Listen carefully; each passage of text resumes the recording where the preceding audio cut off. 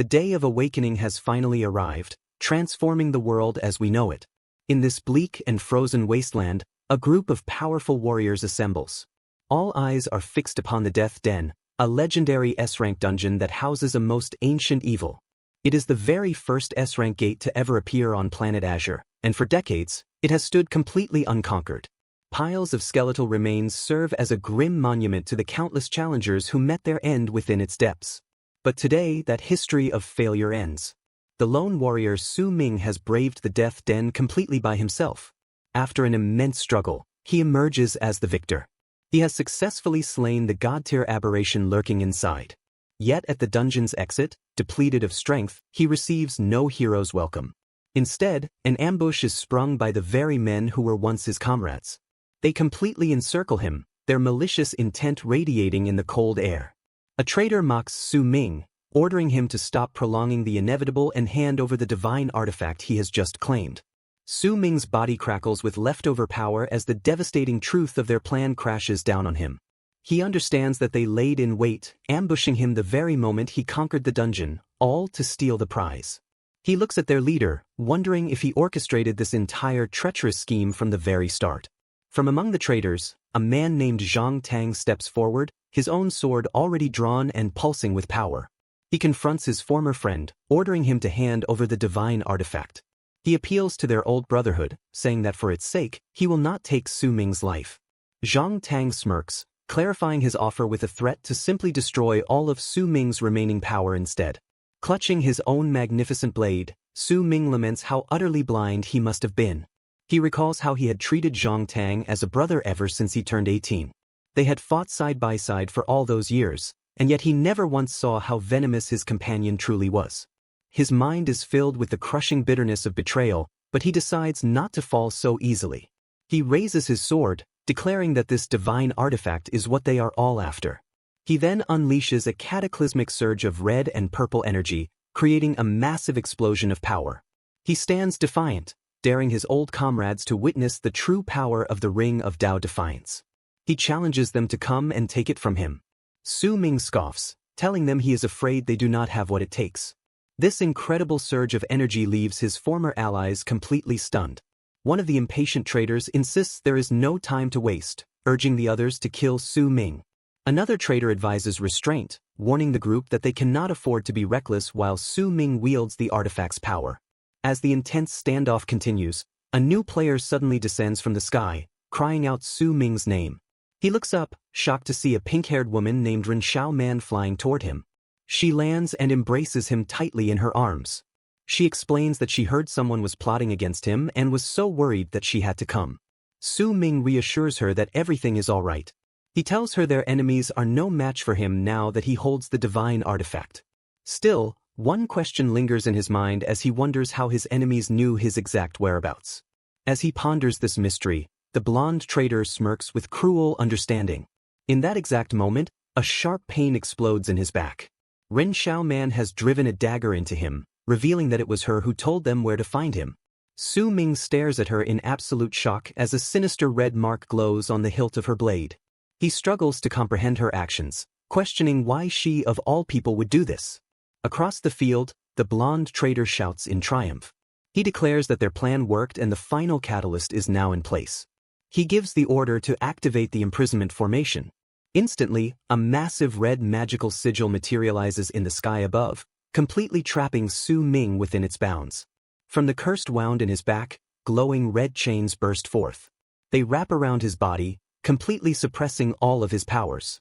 He recognizes this curse mark as belonging to Ren Xiaoman, realizing she must have betrayed him long ago. At that moment, Zhang Tang walks over to stand beside Ren Xiaoman, casually draping his arm around her shoulders. The blonde traitor mockingly explains that the imprisonment formation was prepared specifically for him. He adds that Su Ming can no longer channel his powers. Ren Xiaoman then adds another layer to the cruelty, admitting that the only reason she was ever with Su Ming was for Zhang Tang. She coldly tells Su Ming that they were only ever using him. It was all because he awakened a rare 9-star talent, making him the perfect tool to acquire the divine artifact on their behalf. Absolutely broken by the double betrayal, Su Ming collapses to his knees. He unleashes a guttural scream of pure rage and anguish at the heavens. With Su Ming now bound and powerless, the blonde traitor gives the final order. He commands his men to kill him and seize the divine artifact. The traitors all charge forward in unison, their weapons glowing with deadly energy, ready to land the final blow. But just as they are about to strike him down, the very ground beneath them erupts. A massive skeletal hand bursts from the snow, followed by an entire legion of undead warriors that intercept the attackers, shielding Su Ming from harm. Su Ming looks on in utter shock, wondering what is happening and who has come here to aid him. The rescuer is a woman with striking light purple hair wearing a hooded cloak. Su Ming immediately recognizes her as Ji Yao, the necromancer. She lands defiantly between Su Ming and his enemies, holding her powerful staff at the ready. She tells Su Ming not to give up, declaring that they cannot let these despicable wretches get the divine artifact. The blonde man merely scoffs at her grand entrance. He dismisses her as just another person who has come here to die. He boasts that with dozens of masters on their side, not even a god descending from the heavens could save Su Ming now. The traitors clash fiercely with Ji Yao's army of undead summons. Enraged by the interference, the blonde traitor declares that all who stand in his way shall die. As Ji Yao joins the fray, someone warns her to watch her flank, but it is a feint. The warning is nothing more than a distraction, and she turns in shock just as a white-haired man closes the distance. He swings his powerful blade wreathed in lightning right at her, telling his former classmate not to blame him for this. Su Ming, still bound by the curse, can only watch in helpless horror. He screams her name, Ji Yao, as the devastating attack connects. With Ji Yao now incapacitated, the white-haired man sees his opening. He tells Su Ming that this is hardly the time to waste energy on someone else. He sneers that now he too can die. The man then plunges his glowing blue blade deep into Su Ming's chest. Leaning in close, he offers one final cruel choice. He tells Su Ming to hand over the divine artifact, and he might consider sparing his worthless life. But Su Ming has one final act of defiance left in him. Gripping the magical chains that bind him, blood streaming from his mouth, he glares at his betrayers with absolute hatred. He calls them nothing but animals as a terrifying aura of red and black energy begins to build inside him. In a final, desperate gambit, Su Ming unleashes a self-destructive ability. He activates his god-tier technique, Annihilation Burst. A truly cataclysmic explosion of raw power erupts from his very being, forcing Zhang Tang and Ren Xiao Man to retreat in alarm. In the quiet aftermath, the battlefield is still. Mortally wounded, Su Ming reaches out, his thoughts focused only on Ji Yao's name. He drags his broken body to her side, cradling her form and filling with overwhelming regret. He wonders why she had to come here for him, reflecting on how many times he had failed her in the past. Ji Yao, with a faint and peaceful smile on her face, reaches up to gently touch his cheek. She tells him that if they are going to die, they should die together. As his life force drains away, Su Ming finds one last surge of indomitable strength. His mighty sword materializes and plunges itself into the frozen earth before him. This act is a declaration against all his enemies. Holding Ji Yao's body close, Su Ming, the Godslayer, swears a solemn oath for all to hear. He proclaims that if he is ever reborn, he will swear an oath to tear them all to pieces, naming Ren Xiao Man and Zhang Tang specifically. His betrayers watch from a distance, confused by his actions.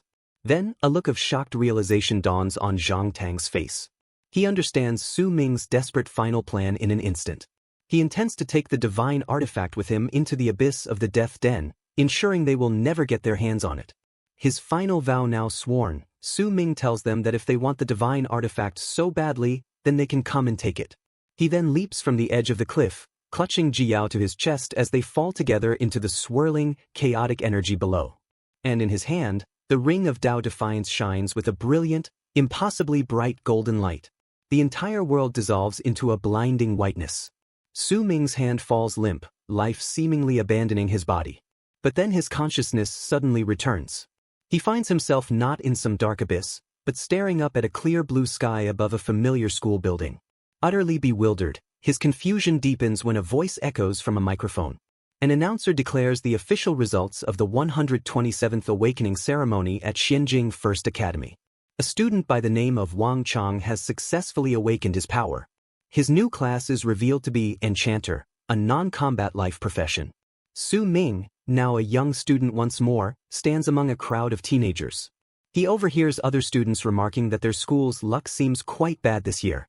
The words, "awakening ceremony," jolt his mind. A strangely familiar feeling washes over him, followed by the shocking realization that he has traveled back in time. He is 18 years old once again, reliving the day of his very own awakening ceremony. As Su Ming stands among the other students, his memories of this exact day return with perfect clarity. He recognizes Wang Chang, a boy he remembered being called Fatty. He recalls that Wang Chang had also become an enchanter in his past life, confirming that this is no mere dream. He puts his new reality to the test, thinking of the students next in line for the ceremony. He remembers that Li Songyang will become a 2-star warrior. He remembers Qian Yu's awakening will ultimately fail. And he recalls that Song Li will become a battle mage. The events unfold precisely as his memories foretold. Li Songyang celebrates his successful awakening as a warrior. He is followed by Qian Yu, who cries in bitter disappointment after his awakening fails. Then, Song Li steps up, successfully becoming a battle mage. With every event perfectly matching his memory, any lingering doubt in Su Ming's mind is erased. A confident smirk spreads across his face as he fully accepts the impossible truth that he has truly been reborn. His expression then twists into one of intense fury as the painful memory of his betrayal by Zhang Tang and Ren Xiaoman flashes in his mind. He believes this second chance to live must be a gift from the heavens themselves, an opportunity to rewrite all of his regrets. His thoughts are abruptly interrupted by a collective gasp from the crowd. On the stage, a younger version of Zhang Tang awakens, surrounded by an incredible purple aura. The announcer excitedly declares that Zhang Tang has awakened a rare hidden combat class, the Magic Hammer Warrior, with a powerful 8-star innate attribute. The students immediately buzz with excitement. They comment that such a powerful awakening is to be expected from the young master of the prestigious Zhang family. Hearing this, Su Ming can only stare at his future archenemy with a cold, burning hatred. While the announcer celebrates the school's new genius, Su Ming feels a light tap on his shoulder. He turns and is utterly shocked to see a young, healthy Jiao standing there in a school uniform. She tells him that she had been looking for him for a while. Noticing his stunned expression, she asks if there is something on his face. Overwhelmed by emotion, he quickly composes himself and says he just wants to congratulate her in advance. His strange comment confuses Ji Yao, who asks him what he is congratulating her for. The vivid image of her dying in his arms flashes through his mind from his past life. A genuine, gentle smile forms on his face. He tells her it is nothing, and that she is going to understand in just a moment. Filled with a sincere, overwhelming relief, he adds that it is so good to see her again. Just as he finishes speaking, the announcer's voice calls out for the next student, Ji Yao. Startled, she acknowledges it is her turn and makes her way to the stage. She places her hand on the heavenly steel. This large, ancient artifact crackles with intense blue energy. As her fingers make contact, a massive surge of power erupts from the stone, completely engulfing her. The announcer's voice, now filled with shock, declares that another hidden profession has appeared. It reveals that Ji Yao has awakened as a necromancer, with a powerful 7-star innate level. The other students are completely stunned, buzzing with absolute disbelief. Su Ming simply watches with a calm, knowing smile on his face. He thinks to himself that this is completely as expected, and now it is finally his turn. The announcer calls for the next student, Su Ming. As he walks toward the stage, Ji Yao wishes him good luck. The other students are not so optimistic. They whisper that it is impossible for a third hidden profession to appear, especially for an orphan like Su Ming. The world of Blue Star is located in the Dragon Country, and it is ruled by the powerful awakened. Decades ago, the day of awakening first arrived. Since that day, every single person who reaches the age of 18 participates in a ceremony to change their profession and become one of the awakened. These chosen individuals have fundamentally changed the face of the world, for they possess the power to bend its rules and gain the wealth to change their destiny. However, this power comes at a great price. The awakened must also face ferocious giant beasts and terrifying dungeons, enduring countless challenges. As he walks towards the heavenly steel, Su Ming reflects on his past life. He remembers that as an orphan he had lived his life relying on relief funds and scholarships. But on the day of that awakening ceremony, he was extremely fortunate to be favored by the heavens. A celestial phenomenon had appeared just for him. He had awakened an incredibly rare 9-star innate attribute and the legendary profession known as the God of Slaughter. Now, standing on this stage in his second life, he is determined to change his own destiny. He reaches his hand toward the awakening artifact. He vows that today he will once again make everyone see him in a completely new light. The moment he makes contact, a massive surge of energy erupts, creating a spectacular phenomenon in the sky. The announcer stares in disbelief.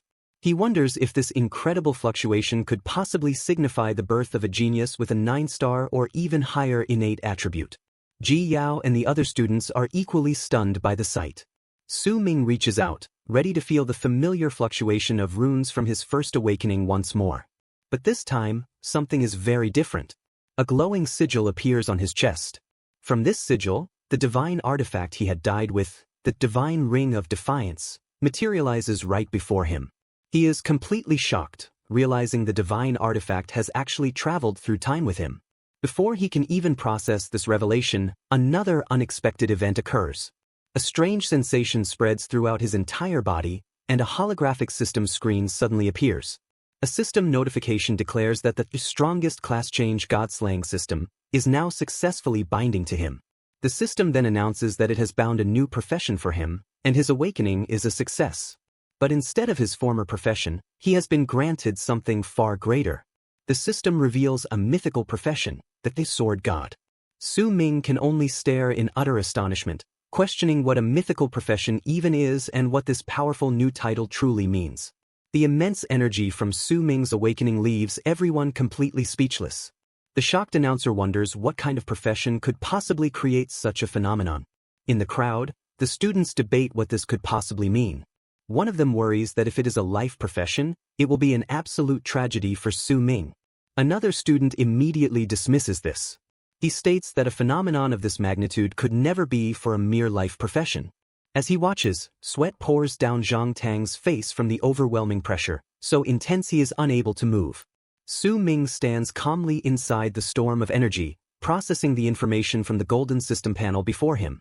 He confirms that his awakened profession is the Sword God, a different class from the God of Slaughter of his previous life. He touches the system interface, which performs an identification scan and confirms his identity as Su Ming. The system then displays his new status to him. His profession is Sword God, and he now possesses a golden talent called the sublimation of all things. Su Ming is completely stunned. He realizes this golden talent is an entire rank higher than the 9-star profession he had awakened in his past life. A confident smile spreads across his face as he understands his new power will far surpass his old one. Eagerly, he opens his skill interface to see his new abilities. His excitement immediately turns to pure shock. The profession skill screen shows 0% progress with a single stark message. No abilities have been awakened. Su Ming becomes absolutely furious.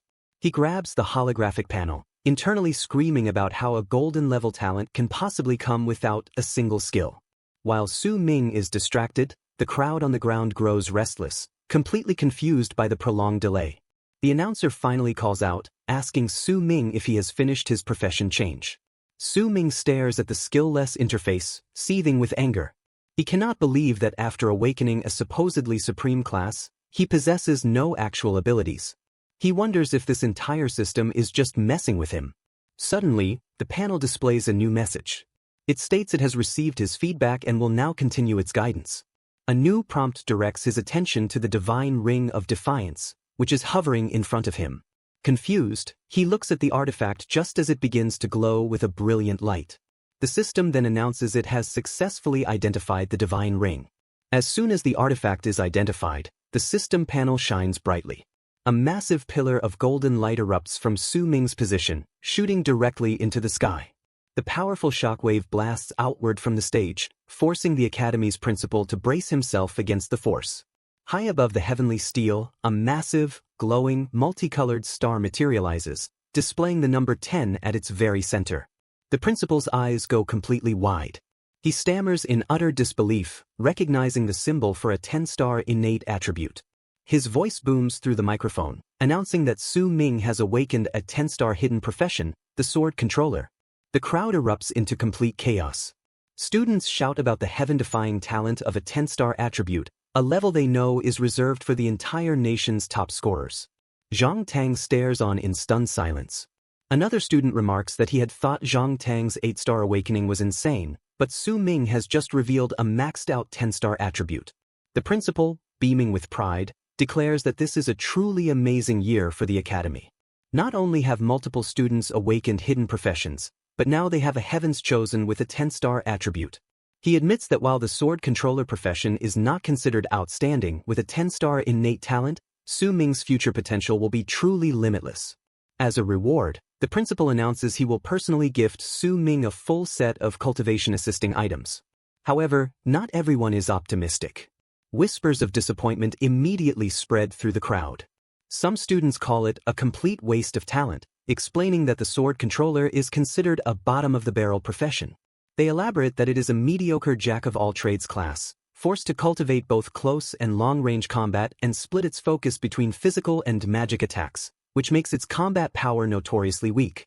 Other students laugh at his misfortune, mocking the disappointing outcome of a 10-star talent being paired with such a weak profession. A few students try to defend him, suggesting that if a sword controller works hard, they can still become a reliable support damage dealer, and that with Su Ming's talent, he can surely grow strong.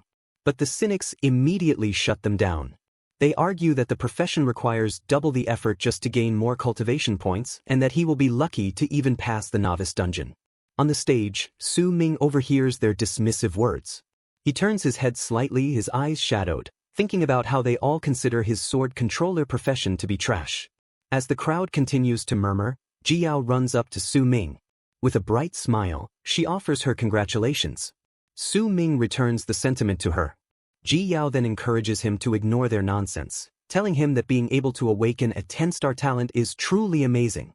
She acknowledges that the sword controller profession is a bit weaker in the early stages, but she believes that with his talent, it will definitely be no problem. Su Ming gives her a warm smile and thanks her, reassuring her that he did not take their words to heart. He then cryptically adds that their reaction is exactly what he wanted, which leaves Jiao confused. Their conversation is interrupted as the announcer calls for the next classmate.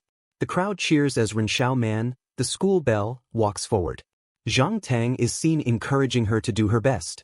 Jiao comments on how popular she is as expected of their school's belle, but Su Ming remains completely silent.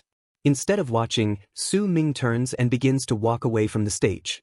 Jiao calls out to him, confused, reminding him the ceremony is not over yet. Su Ming replies coldly, without even looking back, that he is not interested.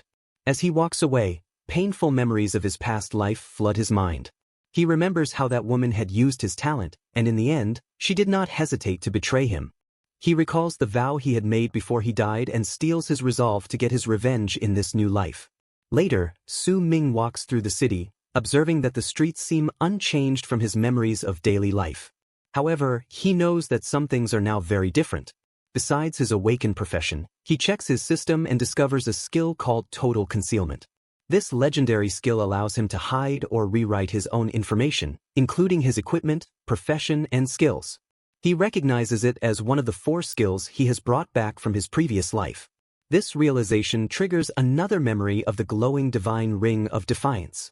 He looks at his hands in shock, finally understanding that the divine artifact truly has followed him through time. Su Ming contemplates the ring, and the system panel lights up again. It announces it is loading the divine artifact. As the ring is integrated, a new message appears. Su Ming has inherited a portion of the skills from the god-slaying profession. He looks on in shock, questioning how it is possible for him to have the skills of a god-slayer from his past life when his new profession is sword god. A detailed status screen then materializes. It shows his name, Su Ming, level 1 with his balanced base stats. His profession is confirmed as the mythical, world-unique sword god, and his talent is sublimation of all things. The skills section now lists 4 abilities: God of Slaughter's Strike, Total Concealment, Divine Shadow Step, and Eye of Insight. With this new information, Su Ming begins to formulate a plan. He thinks of the old proverb about an innocent man becoming a criminal just for possessing a treasure. To avoid being used by others again, and because his current strength is not yet enough, he knows he must hide his information. While his 10-star talent is impossible to hide, he decides he must use total concealment to hide everything about his sword god profession. He vows to firmly seize this second chance at rebirth.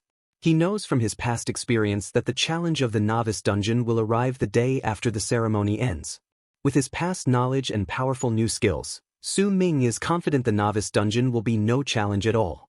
His primary goal is to level up faster than anyone else and acquire better equipment. To achieve that, he decides he must challenge the dungeon's most difficult boss right from the start. But before he can do that, he must get his hands on a good weapon. Meanwhile, in a luxurious room, a different scene unfolds. Zhang Tang and Ren Xiaoman are together. Ren Xiaoman playfully teases Zhang Tang for taking her to such a place just after the ceremony.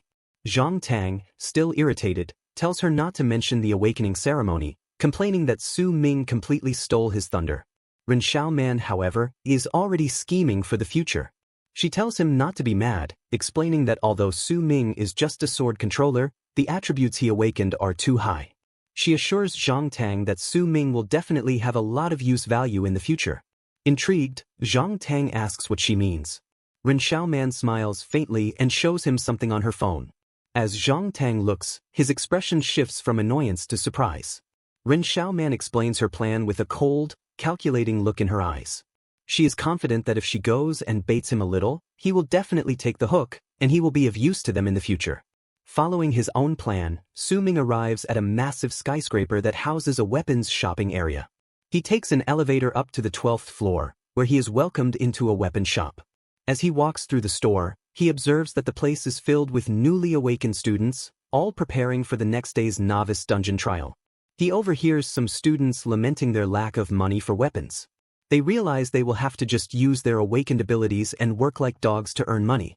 Su Ming's attention is then drawn to a crowd gathered around a specific weapon display. They admire a glowing blue sword called the Tyrant's Frigid Sword. It is a diamond-grade weapon that was recently forged by a very high-level greatsword class player. The crowd marvels at its special power to completely freeze the blood inside a monster, but they are also daunted by its price of 1 million advent coins. As they express their awe, Su Ming smirks to himself. He remembers from his past life that this particular weapon is a fake, and that the gang of merchants who sold them were all caught later. His thoughts are suddenly interrupted by a voice. He turns to see a well-dressed woman with short gray hair, flanked by 2 bodyguards. She asks if he is classmate Su Ming, and he in turn asks who she is. The woman introduces herself as Jiang Lan, the vice director of the Jiang'an conglomerate, and hands him her business card. Su Ming takes the card but states that he does not think he knows her. Jiang Lan ignores his comment and, loud enough for others to hear, announces that on behalf of the Jiang'an conglomerate, she will cover all of his expenses there today. She then tells him that she hopes he can do her a favor. When Su Ming asks what kind of favor, she instructs a bodyguard to bring out a photograph. The picture shows a young smiling girl with flowers in her hair. Jiang Lan explains the girl is her younger sister, Jiang Yunqing, who goes to the same school as him and also successfully awakened that morning. She reveals she has already thoroughly investigated the news about his 10-star talent. She reasons that with his talent, tomorrow's novice dungeon should not be too difficult for him. She reminds him that only newly awakened profession changers can enter the novice dungeon and then finally makes her request. She hopes that he can team up with her sister and protect her as she completes the challenge. After a moment of silence, Su Ming flatly refuses, telling her that he is not interested. As he turns to walk away, Jiang Lan is left in shock. She shouts after him, promising that as long as he agrees, he can pick any weapon he wants in the store. But her offer is met only with silence. Furious, she thinks to herself that as a poor student who just successfully awakened, he should not be refusing her. Just as she fumes, Su Ming stops in his tracks. With a calm expression, he turns back and asks if that is so. He then points to the most expensive weapon in the store and declares that he wants it. He demands the Frosty Sky Cold Sword that is worth 1 million. Jiang Lan is enraged by his demand, believing he is deliberately trying to make things difficult for her. She accuses him of being unreasonable and questions if he really thinks his current status is worth 1 million. Su Ming simply reminds her that she was the one who said he could pick whatever he wants. He tells her that if she is not willing to follow through, then they should just forget it. With a confident smile, he offers her a piece of advice. He tells her to have her sister put all her effort into preparing for the test, implying there are many things you cannot achieve with just financial power.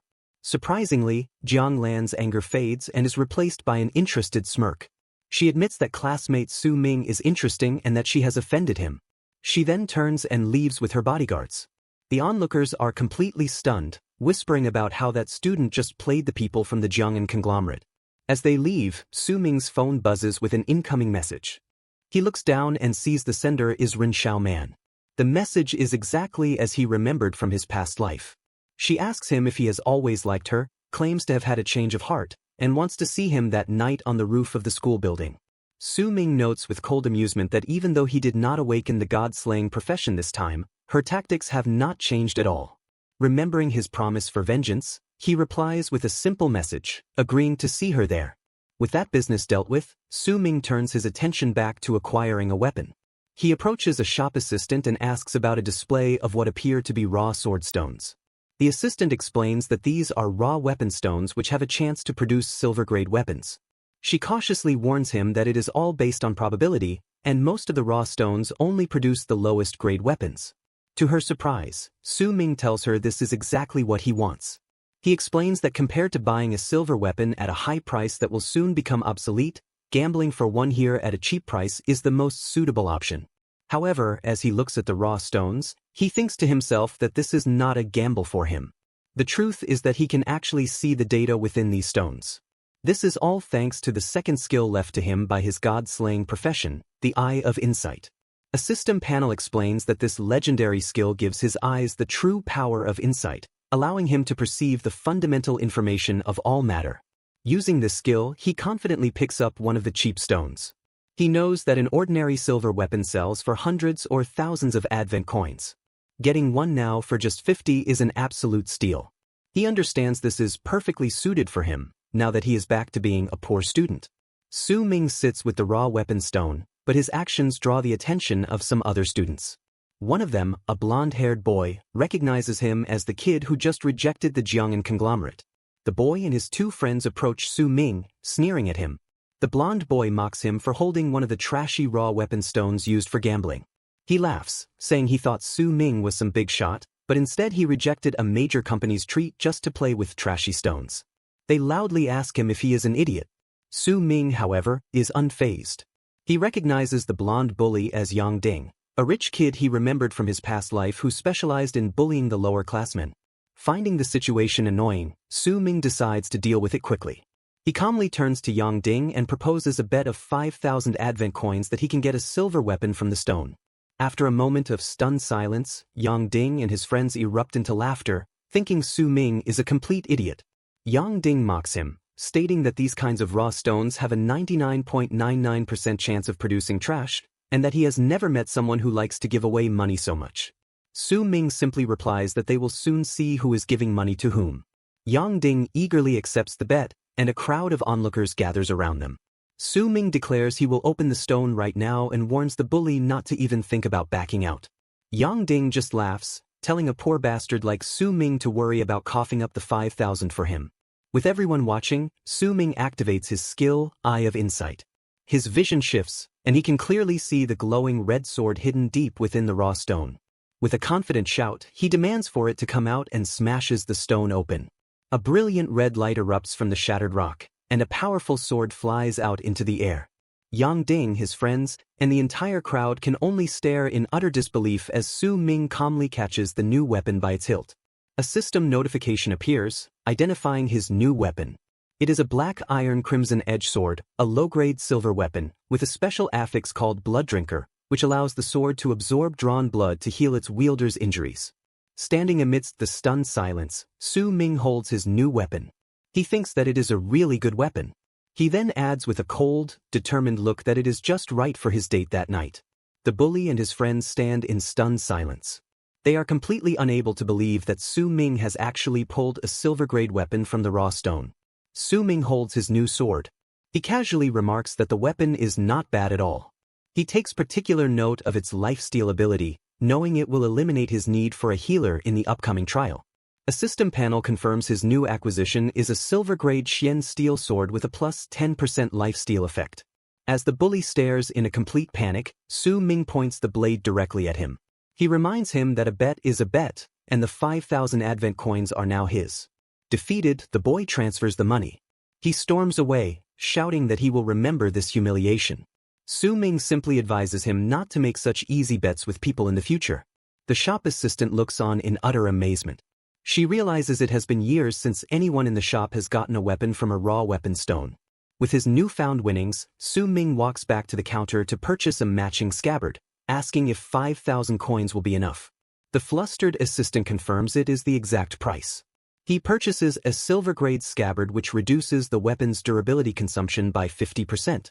Su Ming is completely satisfied, knowing this will greatly reduce the sword's wear and tear. As he holds his newly sheathed sword, a system notification appears.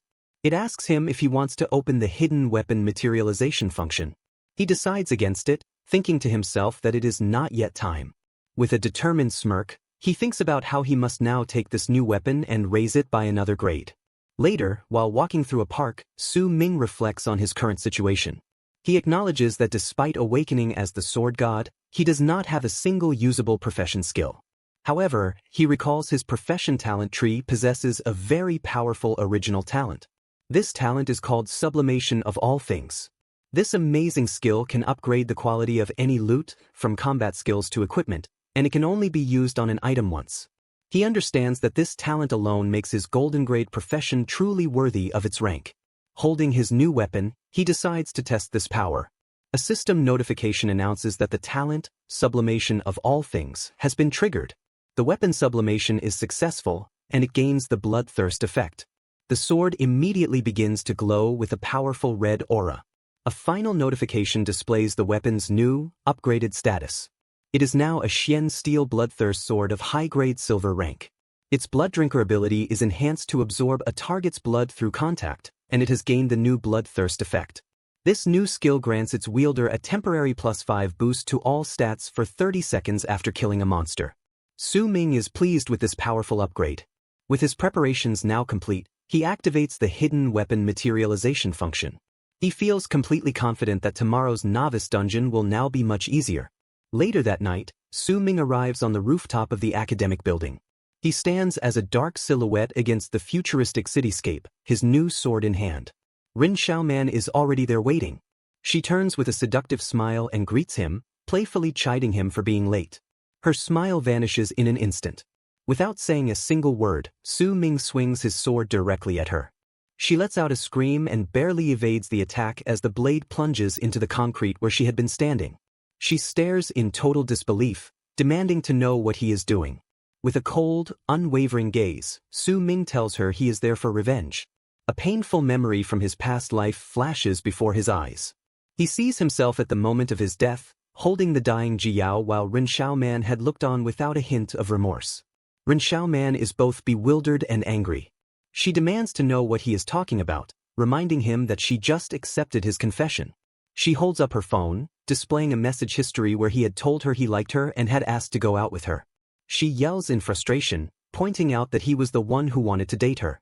She cannot understand why he is now trying to hurt her. Su Ming just stands there, his expression hard and silent. He looks at her with a cold, knowing smirk. He tells her that while she is right about the confession that happened in his previous life, his mind drifts back, replaying their entire history. He remembered her as the prominent school beauty. He had been an orphan who never received attention from others. He had never thought he would have the chance to even interact with her. He remembered the second day after the first awakening ceremony. He had been feeling dejected when she approached him with a kind smile and asked if he was feeling well. From that day on, he received her concern. He received the very concern he had yearned for his whole life. This had led to his confession by text, their intimate interactions, and the days he treasured most. But those happy memories were a lie, shattered by the image of her and Zhang Tang together, the ultimate proof of her betrayal. Back in the present, Su Ming's face contorts with rage as he shouts that it was all fake. He furiously accuses her. He declares that he knows all about her sordid dealings with Zhang Tang, and that she was just trying to use his talent and abilities. Rin Xiaoman is completely shocked. She stammers that he is spouting nonsense and tries to deny everything. But Su Ming is relentless. He tells her she knows perfectly well whether he is spouting nonsense or not. He states that the beautiful and graceful Ren Xiaoman that everyone sees is a lie. He then leans in, his voice filled with venom, and tells her she is just a vain, despicable and shameless person. At this, Ren Xiaoman's composure completely shatters, and her face twists in pure fury as she drops her act. She screams at him, asking what an orphan like him could possibly know. She venomously spits that if his talent was not worth something, he would not even have had the chance to speak to her. She then threatens him, shouting that neither she nor Zhang Tang will let him get away with this. Su Ming meets her threats with a dismissive smirk. He tells her to bring it on. He suggests that she should be more worried about how the story of her and her despicable lovebird will affect that pure and innocent image she has built. This final taunt pushes her over the edge. Seething with pure fury, she lunges for the sword Su Ming had left embedded in the concrete and swings it violently at him. As the blade flies towards him, Su Ming thinks to himself that her actions are just like in his previous life. This time, however, he was expecting her sneak attack. Just as the sword is about to strike him, tendrils of red energy erupt from the blade itself. It stops the attack in midair, leaving Ren Xiao Man completely shocked. Su Ming explains that he was expecting this, knowing her love for sneak attacks. A system notification confirms the activation of his weapon's blood drinker ability. The red energy tendrils surge from the blade and wrap around Ren Xiao Man. Su Ming reveals his trap was set from the very beginning when he made her the target. The tendrils shoot forward, striking her directly in the face. She lets out a piercing scream of pure agony. She cries out that her face is disfigured. As she crumples to the ground, Su Ming stands over her and coldly tells her that she brought this upon herself. He is about to declare this is his revenge. But she interrupts, screaming that she will have Zhang Tang kill him. Unfazed, Su Ming simply recalls his sword, which dematerializes into his hand. He then turns and walks away, telling her to go back and tell Zhang Tang that he is welcome to come and settle the score. He declares that this slash today cuts them down.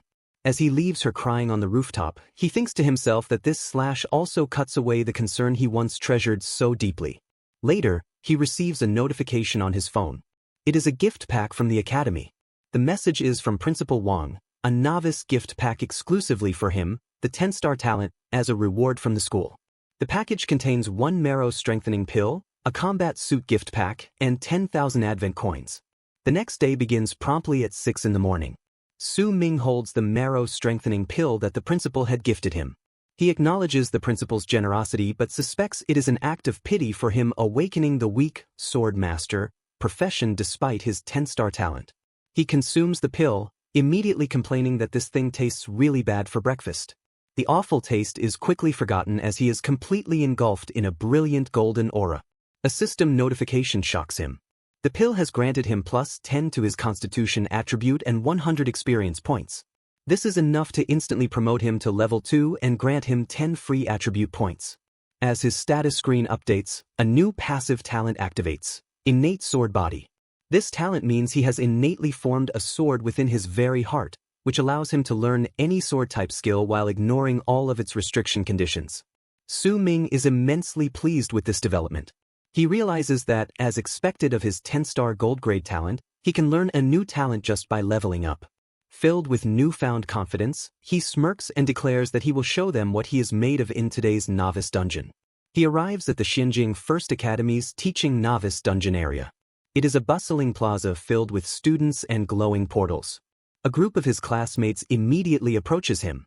The very same students who had mocked his profession the day before now eagerly ask to team up with him. They praise his 10-star talent and the principal's novice gift package. They suggest that smoothly completing the novice dungeon will now be very simple for him. They offer their own professions to support the sword master's supposed weak points, hoping to ride his coattails to a higher contribution value. Su Ming is utterly disgusted by their blatant hypocrisy.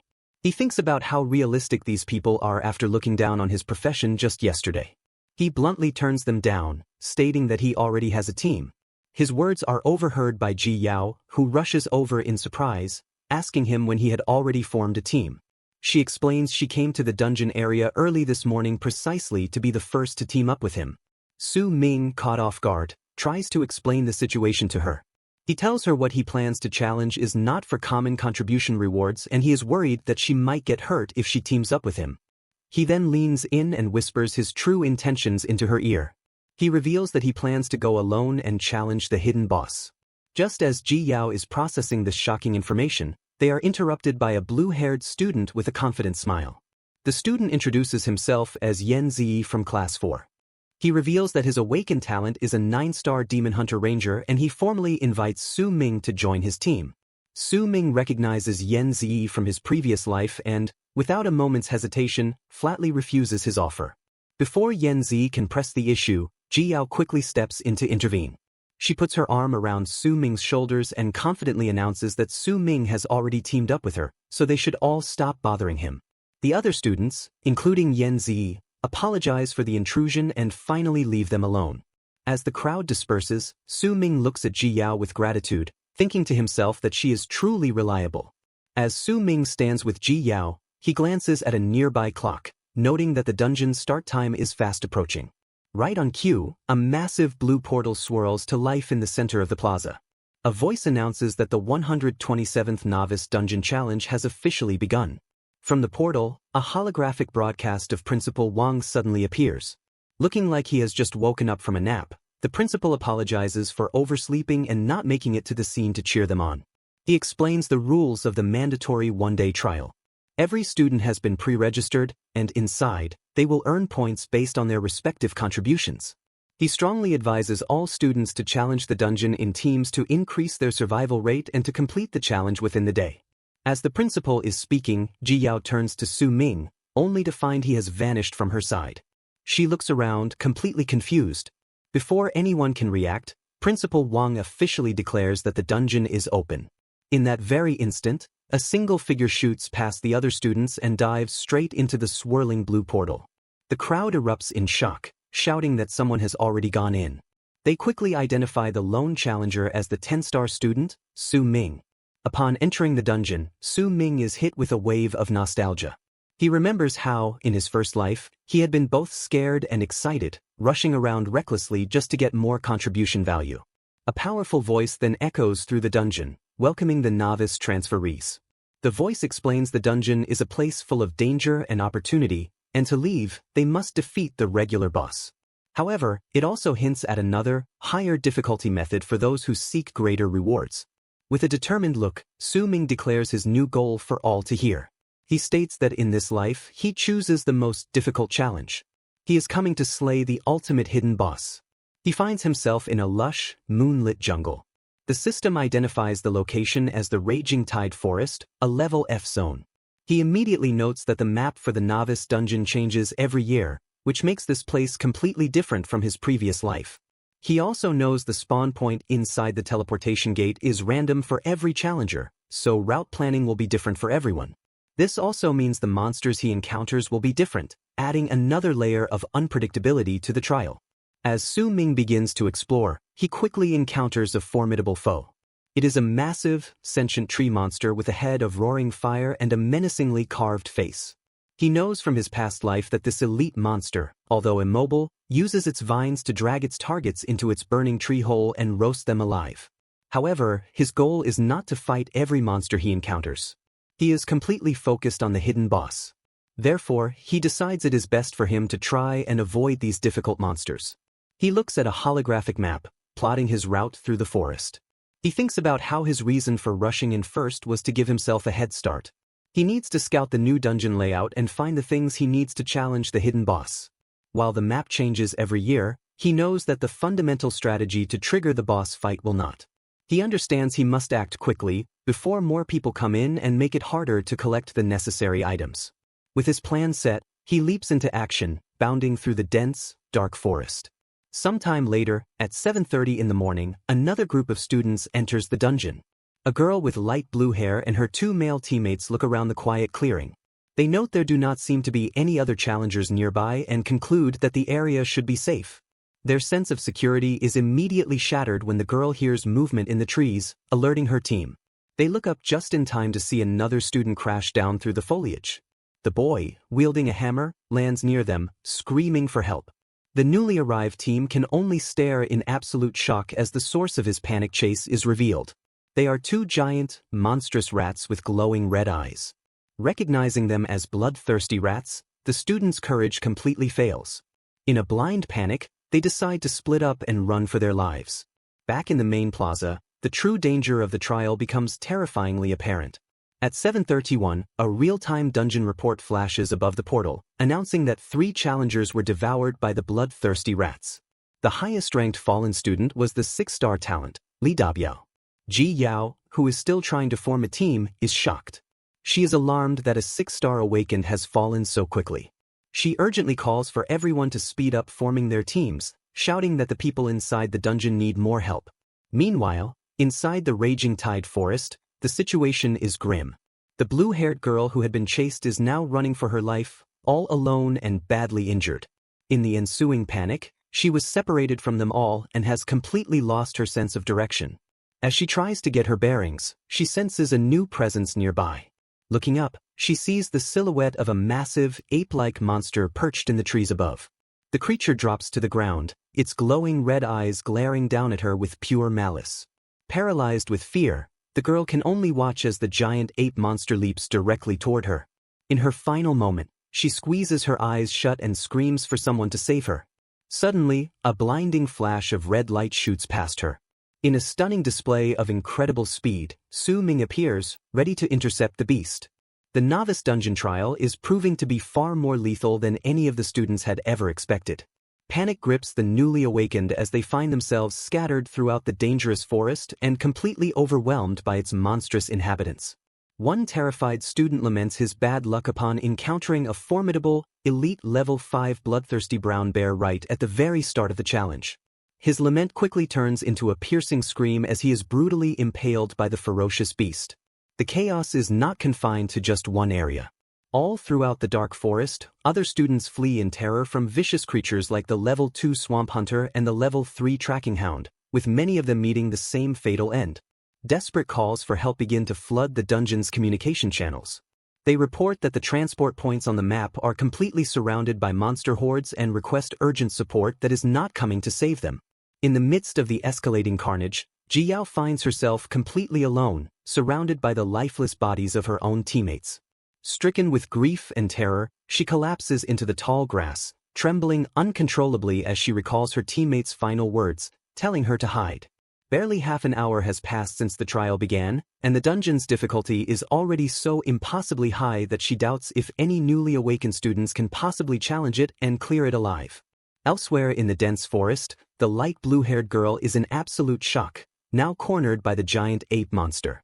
Just as the powerful beast lunges toward her to attack, a flurry of swift sword strikes cuts through the air. Su Ming suddenly appears in a blinding blur of motion, leaping gracefully over the terrified girl and landing directly between her and the beast. The girl looks at him in complete awe. She thinks to herself that he is so incredibly strong, and that he has killed the powerful monster in just an instant. Gratefully, she begins to thank him, recognizing him and asking if he is the famous 10-star Su Ming. With a calm and collected smile, Su Ming tells her he was just passing by. He then warns her grimly that he will not be able to save her a second time, revealing that the monster has not actually been killed yet. The blue-haired girl is completely shocked to hear that the monster is still alive. She turns around to see its menacing shadow looming directly behind her. Panicked, she declares she will go and get reinforcements and yells for Su Ming to hang in there as she flees for her life. Now alone with the monstrous beast, Su Ming calmly activates his special skill, Eye of Insight. A system panel reveals the monster's true identity to him. It is a mutated ape king, a level 3 vicious beast with very high strength and constitution, but extremely low agility. Realizing it is a mutated beast, Su Ming understands exactly why it has survived a continuous attack from his silver-grade weapon. The mutated ape king recovers from its injuries and leaps high into the air, bringing its massive fists down in a powerful, earth-shattering slam. But Su Ming easily dodges the ferocious attack.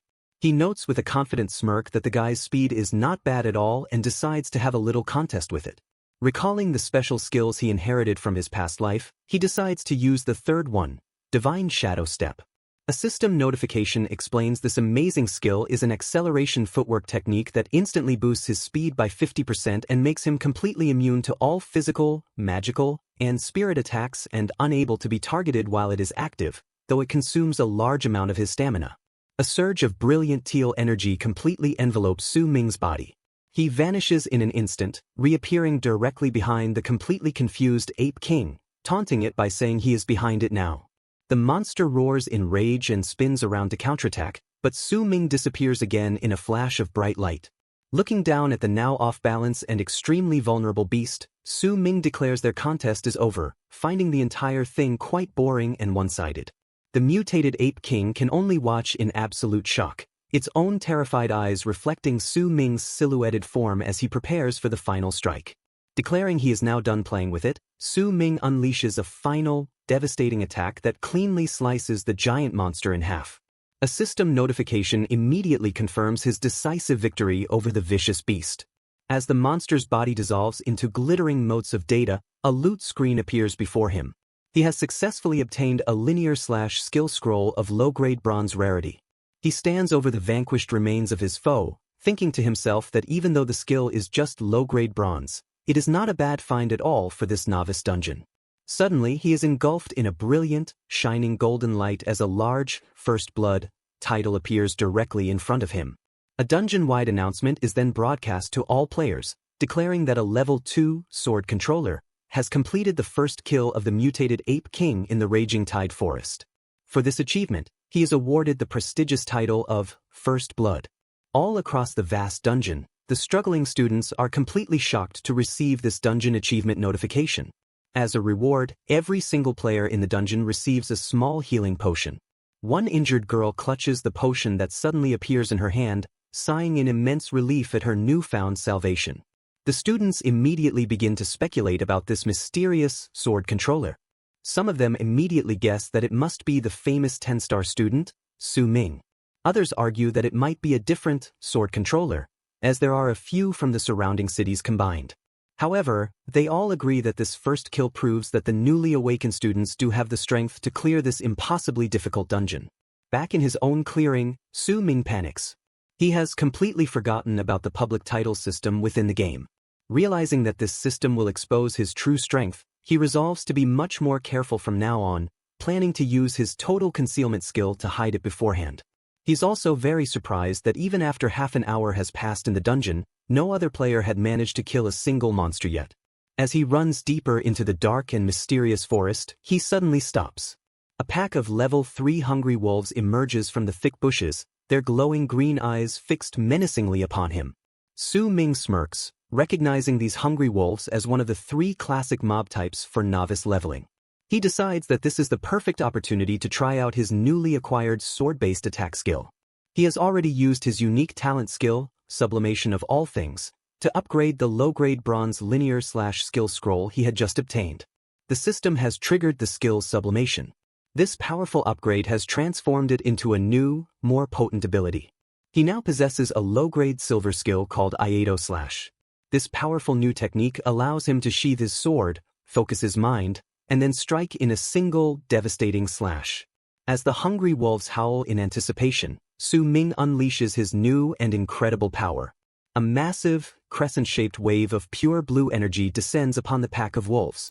In the clearing, a panicked thought strikes Su Ming. He had completely forgotten that the in-game title system will expose his strength. He realizes that he can only be more careful later. A new plan forms in his mind. He will need to use his total concealment skill to modify and hide his achievements in advance. He then finds it unexpected that despite the dungeon being open for half an hour, no other players have yet managed to kill a single monster. As he ventures deeper into the forest, he suddenly halts. From the rustling bushes emerges a level 3 hungry wolf. He immediately identifies the creature as one of the 3 notorious musketeers of novice leveling, the wolf monster. He lets out an inquisitive A moment later, a sly grin spreads across his face, as he thinks this is just right. He realizes he can use this opportunity to try out his new sword-type attack skill. As the dire wolf pack howls and charges, Su Ming unleashes his newfound power. A system notification announces he has slain a hungry wolf and gained experience points. The screen flashes with notifications as he tears through the entire pack with devastating force, each kill multiplying his experience gains exponentially. By 9:30 in the morning, a system notification congratulates him, confirming that his level has risen all the way to level 9, and he has obtained the title, Legend of the Hungry Wolf. He thinks to himself, success. He acknowledges that his strategy of using the property of his Iato Slash, which allows for long-range attacks, has made farming these low-level hungry wolf monsters much more efficient. He demonstrates the technique once more, slowly drawing the sword body from its scabbard. He feels the generated energy accumulate over a certain amount of time. After locking onto his next target, with a look of fierce determination, he executes a powerful swing.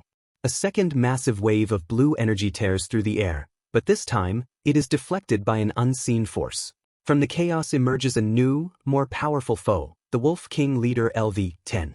While Su Ming was achieving incredible feats, other students were just starting to mount their counterattack. At 8:30 a.m., an hour after the dungeon's opening, a party is successfully formed. The group cheers as their leader announces that since they have formed a party too, they should follow up. Another shouts, "Let's go!" as they charge into battle, joining the main force of students pushing back against the hordes with cries of counterattack. In a desperate battle, a blue-haired student lets out a fierce cry as he slices through a massive, mutated field mouse. A system notification confirms they have successfully killed the creature. One student exclaims, "Finally! Finally! Killed a special monster!" The victory renews their hope, and they shout that they can win. They declare that since the main force is here, they will not lose to that first blood player who sent them potions. Amidst the celebration, one of the students exclaims with joy that he has finally leveled up. Their celebration is cut short as a surprising announcement echoes across the dungeon. It's here again, another notification about a player getting a first blood on a leader monster. The system details that a level 9 fisherman player has achieved the first blood on the Raging Tide Forest leader monster, obtaining the title Leader of Leaders. Whispers of disbelief spread through the ranks. A level 9, one student exclaims. "Fisherman," another adds in shock. The students are completely baffled.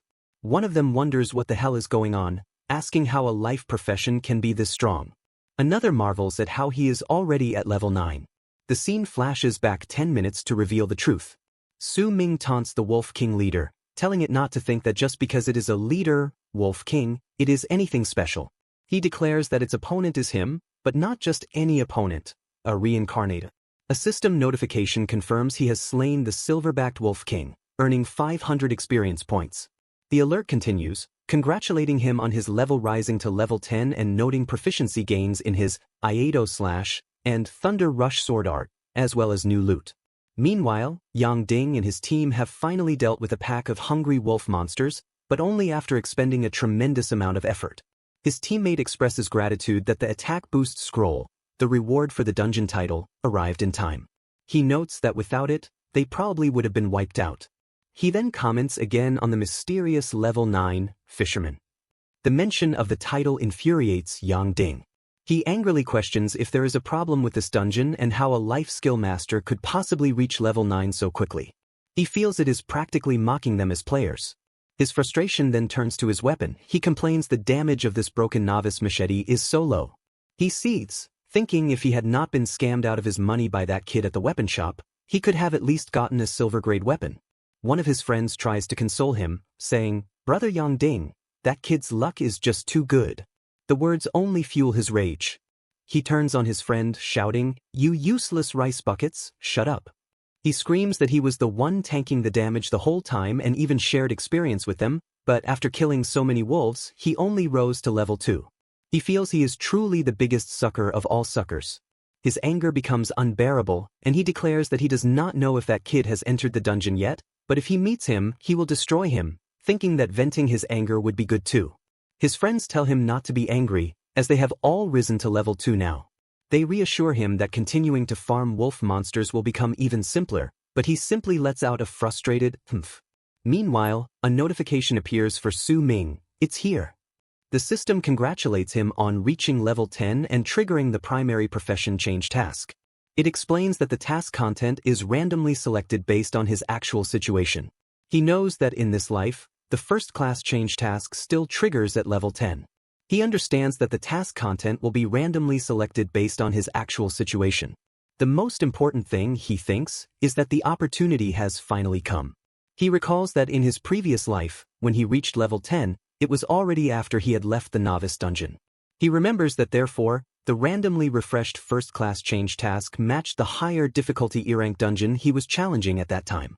He reminisces about how at that time, he could not complete the challenge at the same level at all. He had to spend quite some time grinding to level 15 before going back to complete the first-class change task. In the end, this greatly reduced the benefit of the rewards he received from that task. He then thinks, but this life is different. A determined look crosses his face. He raised his level to 10 right inside the novice dungeon. A new notification appears. He has triggered the first-class change task, Kill the guardian of Red Rock Cave, a powerful elite monster. The task location is inside Raging Tide Forest. His prediction was correct. It's out.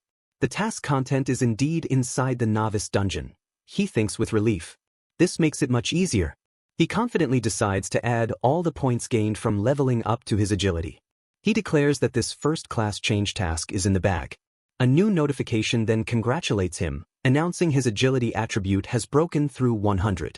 It informs him he has obtained the Sword God Profession skill, Sword Martial Master.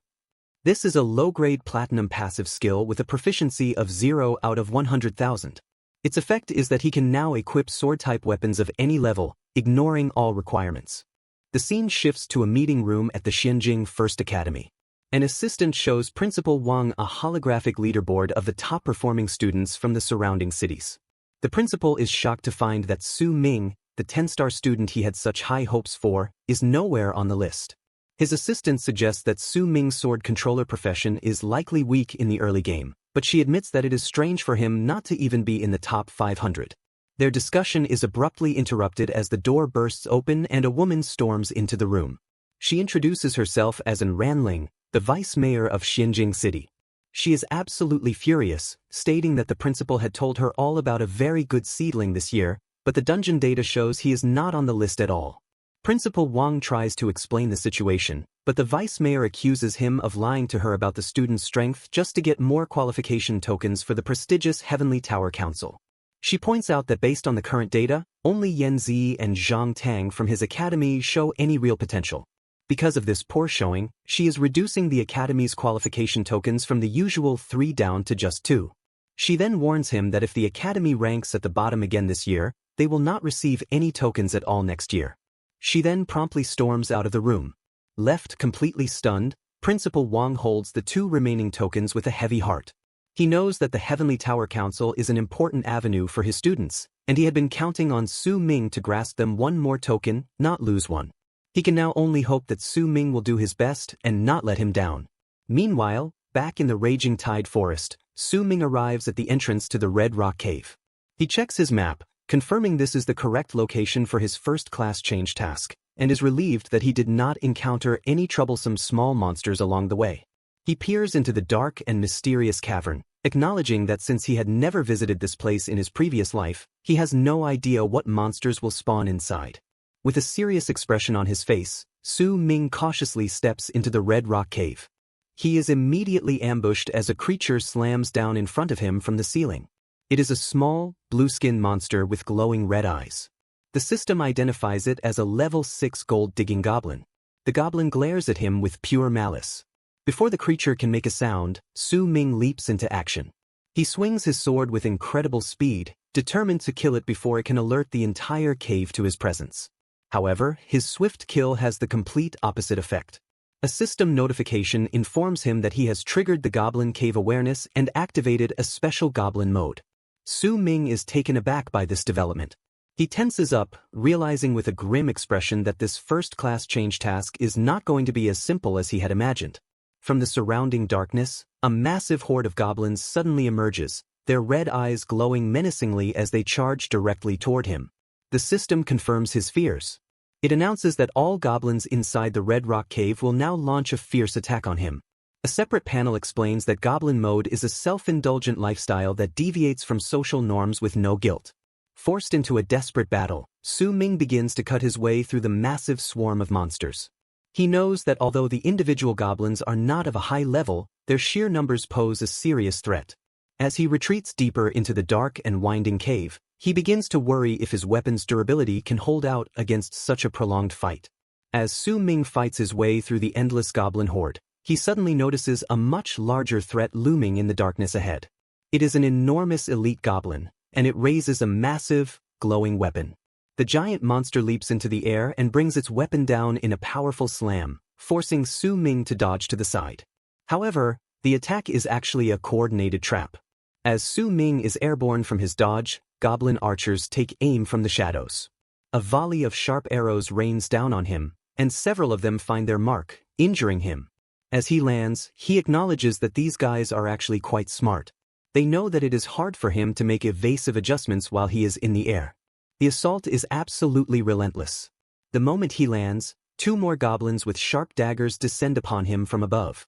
He manages to block their swift strikes, but the constant, unending pressure is beginning to take a heavy toll. He realizes that his mana is draining far too quickly. He cannot afford to keep using his powerful Divine Shadow Step skill for a long time. Now completely surrounded by a sea of goblins and their formidable elite leader, Su Ming understands the extreme difficulty of the situation.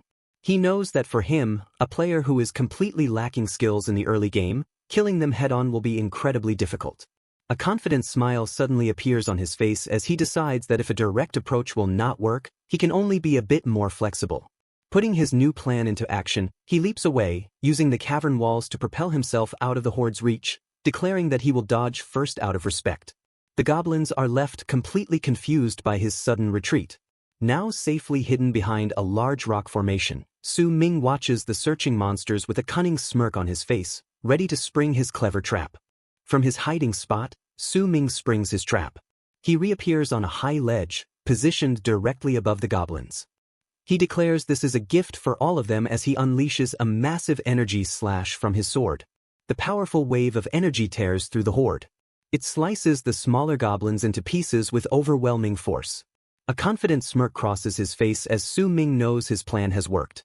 By standing firm on the high ground of victory, he can unleash the maximum advantage of his sword-drawing slash to wipe out his enemies. He continues his devastating assault, launching another powerful slash that clears away the remaining smaller goblins. He lands gracefully amidst the carnage as the battlefield falls completely silent.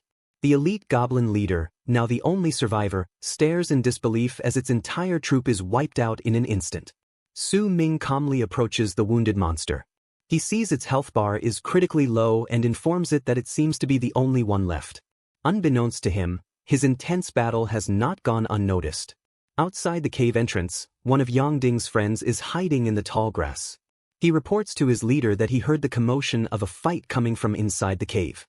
Yang Ding dismisses his concern as ridiculous.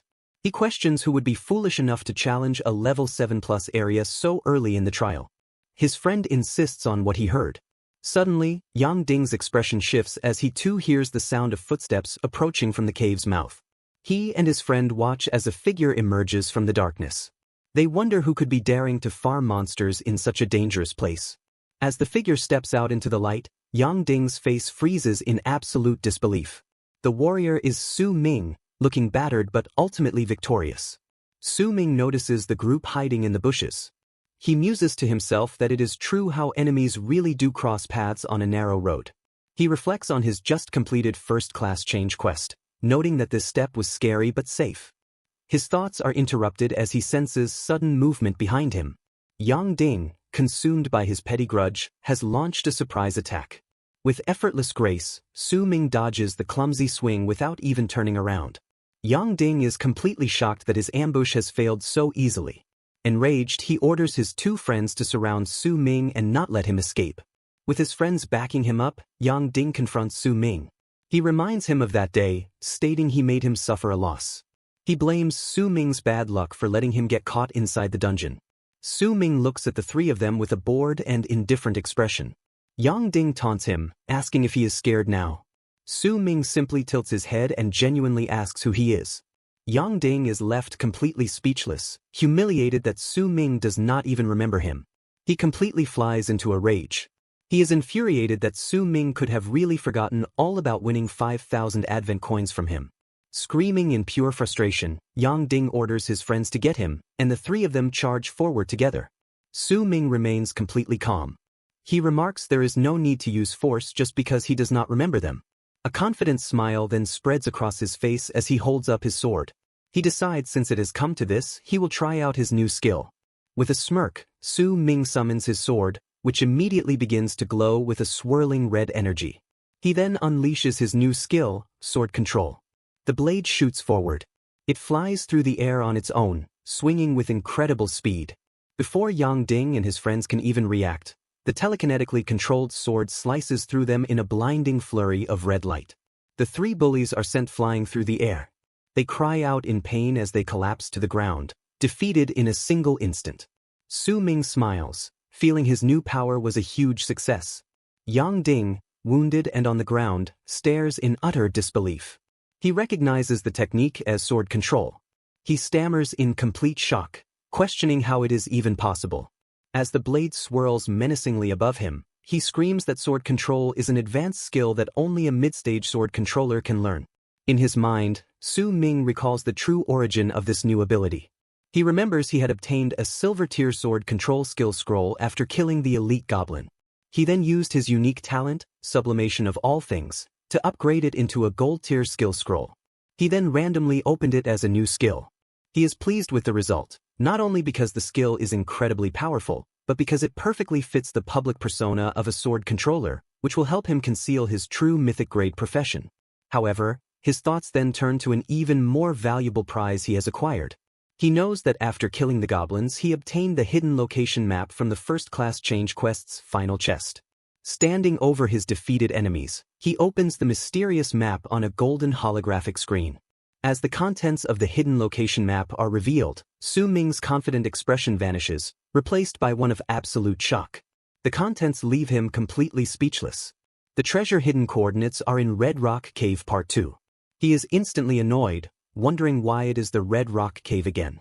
His confusion deepens as he reads the strange subtitle on the map. It reads Goblin Commerce and Life, a phrase which makes no sense to him at all. Meanwhile, at 11:30 in the morning, in another part of the forest, a different scene unfolds. A team of 3 girls celebrates their victory after a fierce battle.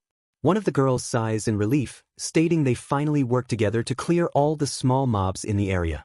Another celebrates that they have proven an all-girl team can survive.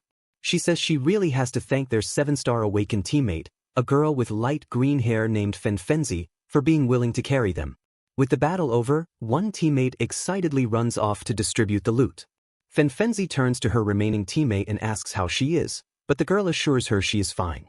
A moment later, however, Fenfenzi's expression turns to one of shock.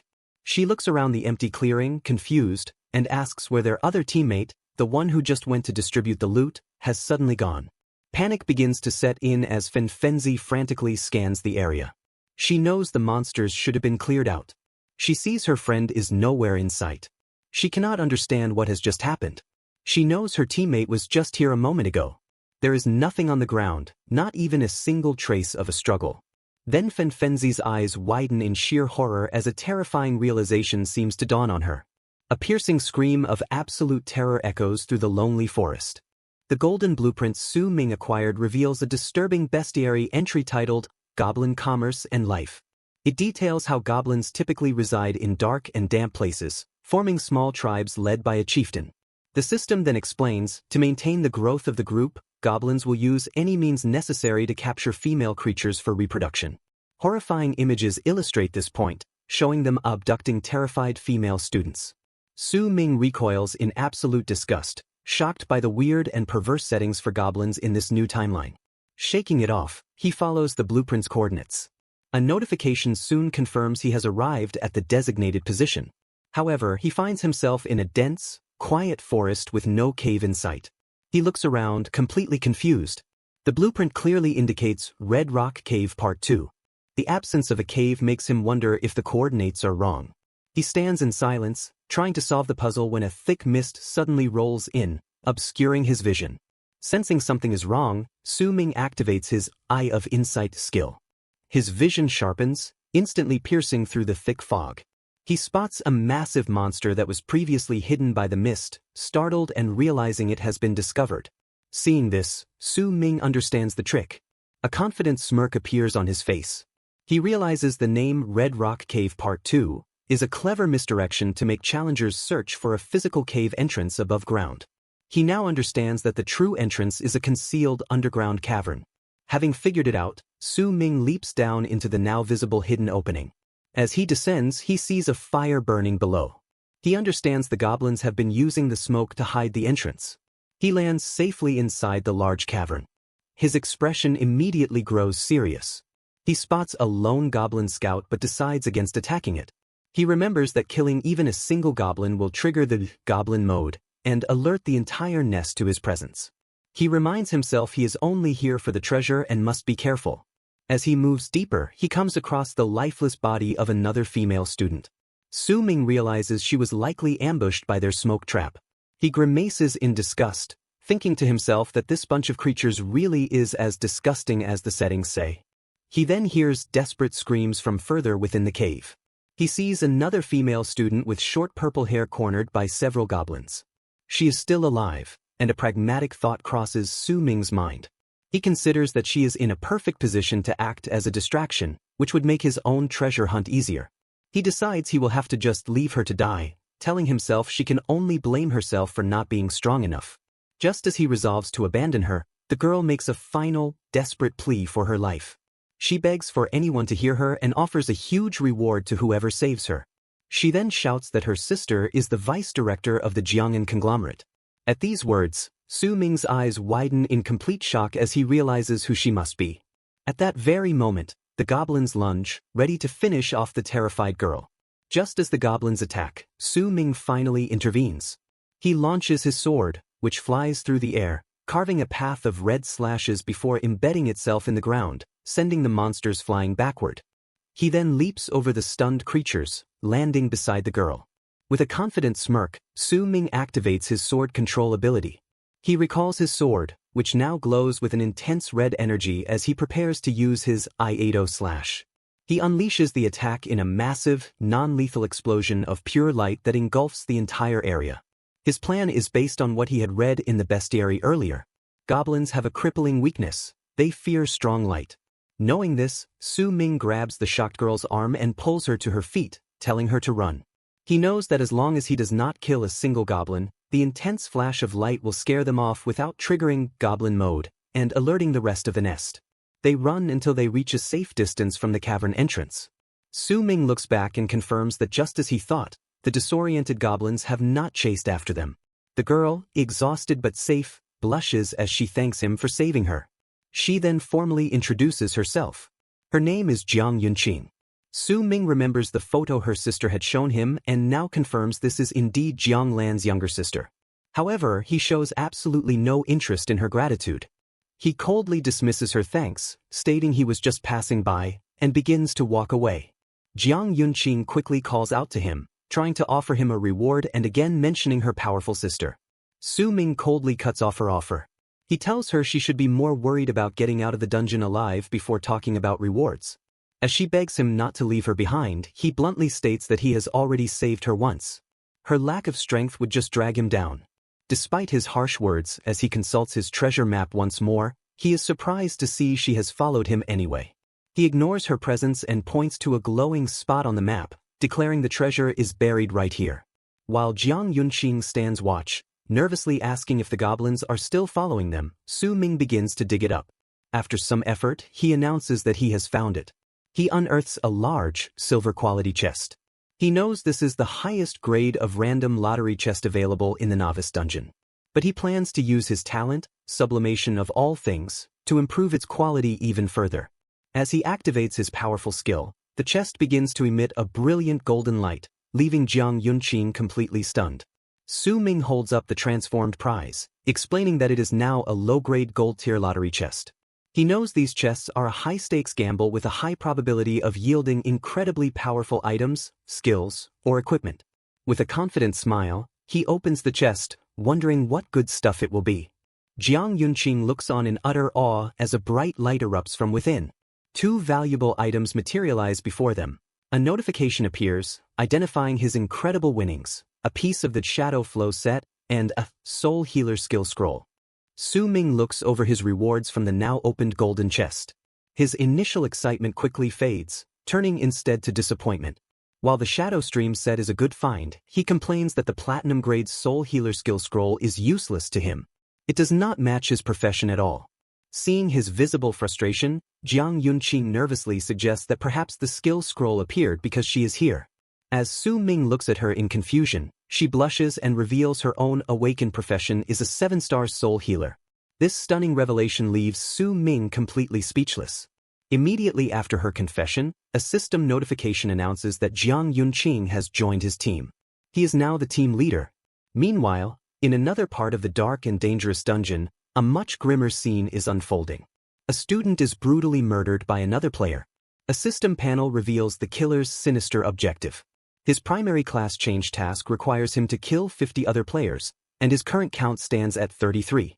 After felling his latest victim, the killer, a student from Wujing Academy, smiles sadistically and calls out to his next target. That target is none other than Ji Yao.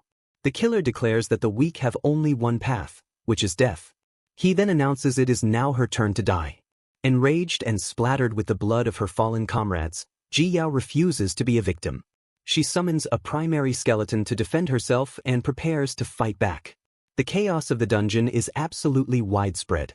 At 12:30 in the afternoon, a massive explosion erupts from the ground, forcing a terrified Ji Yao to flee for her life. Having managed to escape the initial blast, she is now seen desperately climbing a steep and treacherous cliff face. She finds a small ledge and quickly hides herself, cautiously peering out over the edge, doing whatever it takes to survive the brutal and unforgiving trial. As Ji Yao hides on the cliff ledge, the murderous student from Wujing Academy prowls the area below. Her desperate attempt at stealth ultimately fails when her foot slips, dislodging some loose rocks from the cliffside. The killer's head snaps up in an instant, his sharp eyes immediately spotting her precarious hiding place. With incredible, blinding speed, he leaps up the cliff face. He lands directly in front of the completely shocked Ji Yao. He immediately attacks, swinging his large and heavy blade while taunting her with a cruel game of eagle catches chicks. Ji Yao barely manages to evade the powerful strike, but the attack still grazes her, leaving her wounded and vulnerable. The killer lands gracefully on the narrow ledge. He expresses his surprise that a female chick like her has managed to withstand his hunt for so long. He continues to mock her, saying she has wasted quite a bit of his time. He admits he has to praise her because for a girl, she really has some skill. He then concedes that it seems her Xianjing Academy is not entirely made of trash after all. Enraged and injured, Ji Yao demands to know why he, a student from the neighboring Wuyang City's Wujing Academy, has come to their area's novice dungeon just to slaughter innocent people. With a sadistic smile, the student explains it is not for any special reason. He shows her his own system interface. It reveals his level 10 first-class change task happened to assign him the content of killing 50 players. Ji Yao stares at his task in horrified disbelief. The killer elaborates. He says he cannot exactly go on a killing spree in his own city's dungeon area. Therefore, he had to fly his private small plane over to this area's novice dungeon just to kill everyone he sees. He cruelly tells her that if she wants to blame someone, she should blame her own academy for having the most trash students among the several cities. Comparing her school to a soft persimmon that is ripe for squeezing, he charges at her once again. Desperate, Ji Yao summons a primary skeleton to intercept the ferocious attack. However, her efforts are completely futile. The killer mocks her primary skeleton toys as he slices the bony summon in half with a single powerful blow. He then continues his relentless assault on the now defenseless Ji Yao. The student from Wujing Academy declares that this time, he will not let her run away again. He then unleashes a powerful swirling red attack called Blood Blade Flying Stab. Just as the deadly sword is about to strike her down, a glowing green arrow shoots out of nowhere, perfectly intercepting the fatal blow. The killer roars in pure frustration. He furiously demands to know who it is that has just interfered. From the nearby trees, a group of students suddenly emerges. Their leader, Yan Zi, calls out to Ji Yao, telling her that they will provide cover for her. Ji Yao recognizes her classmates who have bravely come to her aid as Yan Zi stands ready with his glowing bow. Meanwhile, at 12 o'clock in another part of the forest, Su Ming has just completed his objective. He submits the treasure fragments he collected to the system. A system notification immediately confirms his primary class change task is now complete, and he has been successfully promoted to the first class change of Sword God. The promotion comes with a massive power boost. He receives a +10 increase to all of his attributes, an enhanced effect for his mythical origin sword body talent, and a twofold increase to his swordsmanship power, speed, and proficiency. Now significantly stronger than before, Su Ming feels a new wave of confidence regarding his plan to challenge the dungeon's hidden boss. He turns to Jiang Yunqing and gives her the Soul Healer skill scroll.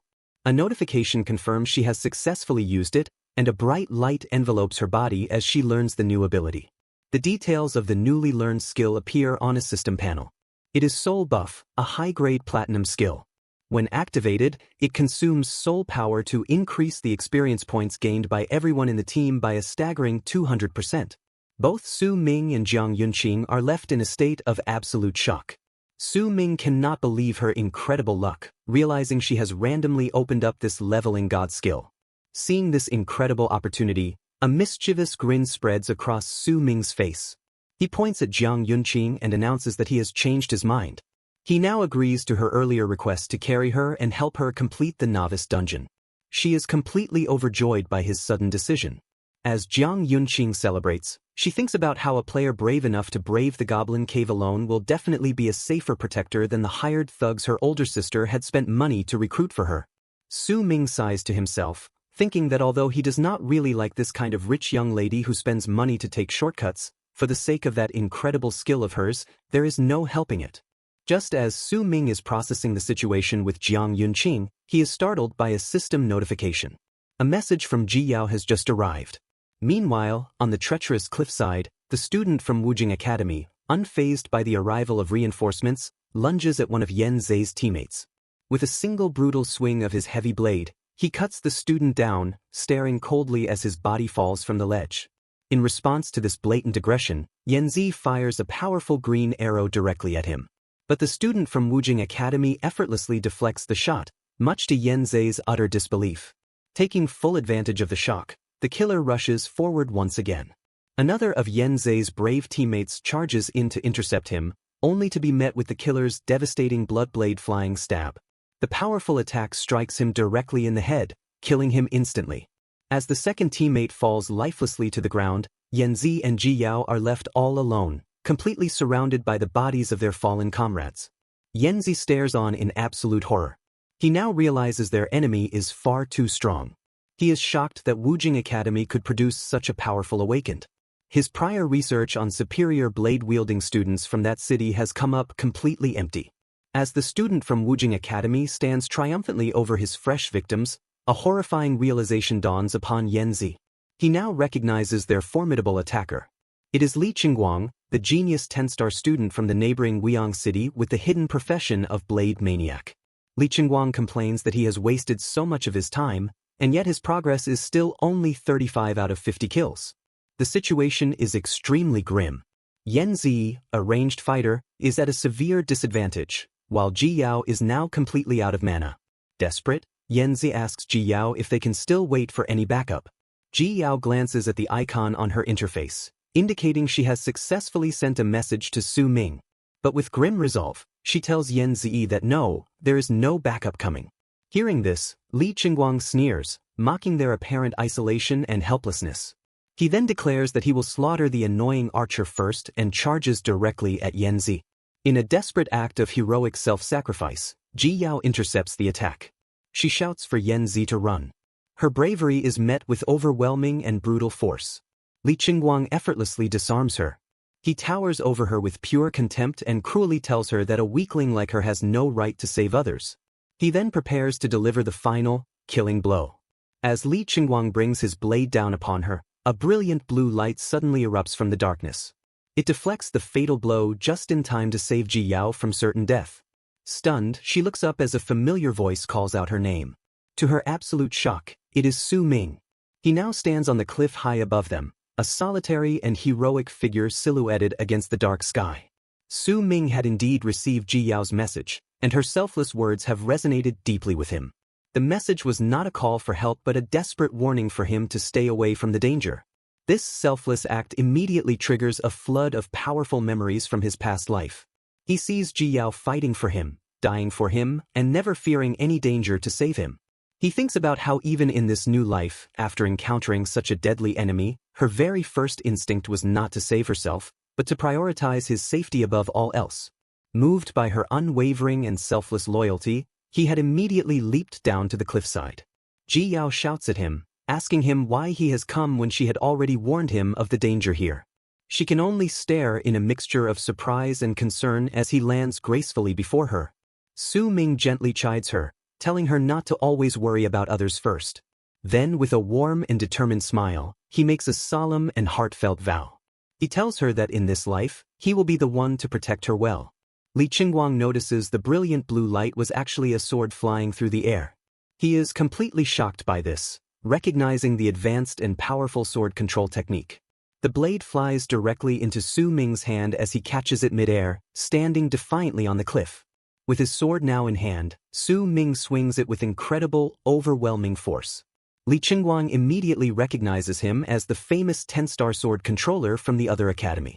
With his face shadowed in pure fury, Su Ming addresses the redhead.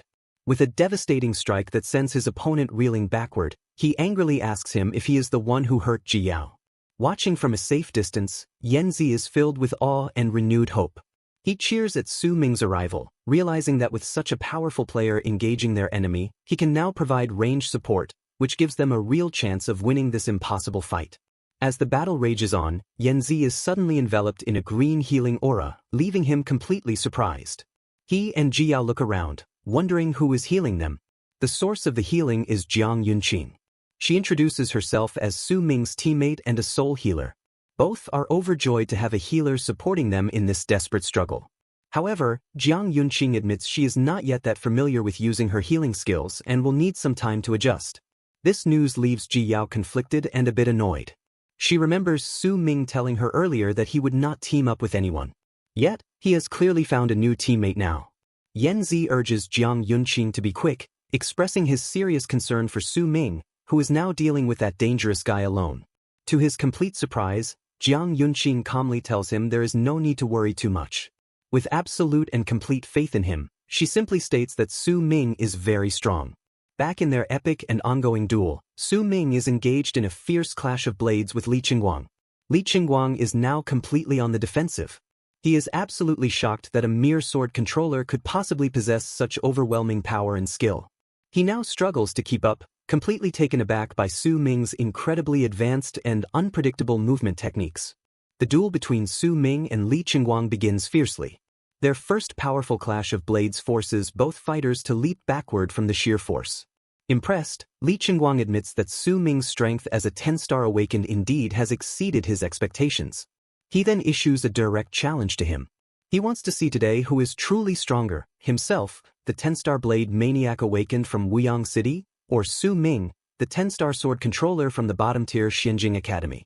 Hearing the name, Su Ming realizes he has heard of Li Qingguang before. He recalls the man was quite a figure in his previous life, although he had never had the chance to know him personally. Surprised to have met him so soon in this life, Su Ming is not intimidated in the slightest. He meets the challenge with a confident, interesting grin. He then charges forward, eager to see if his sword is sharper or if his opponent's blade is harder. Their weapons clash with incredible, earth-shaking force. In response to this show of power, Li Qingguang unleashes his blood blade flying stab ability, sending a barrage of red energy projectiles directly towards Su Ming. Su Ming is surprised by this brazen tactic but skillfully deflects them all with his powerful sword. However, this is all just a clever trick. Li Qingguang shouts that Su Ming has fallen for it.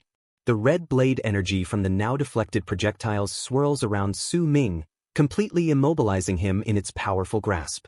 Li Qingguang explains that the blade energy drawn by his skill can lock the enemy in place.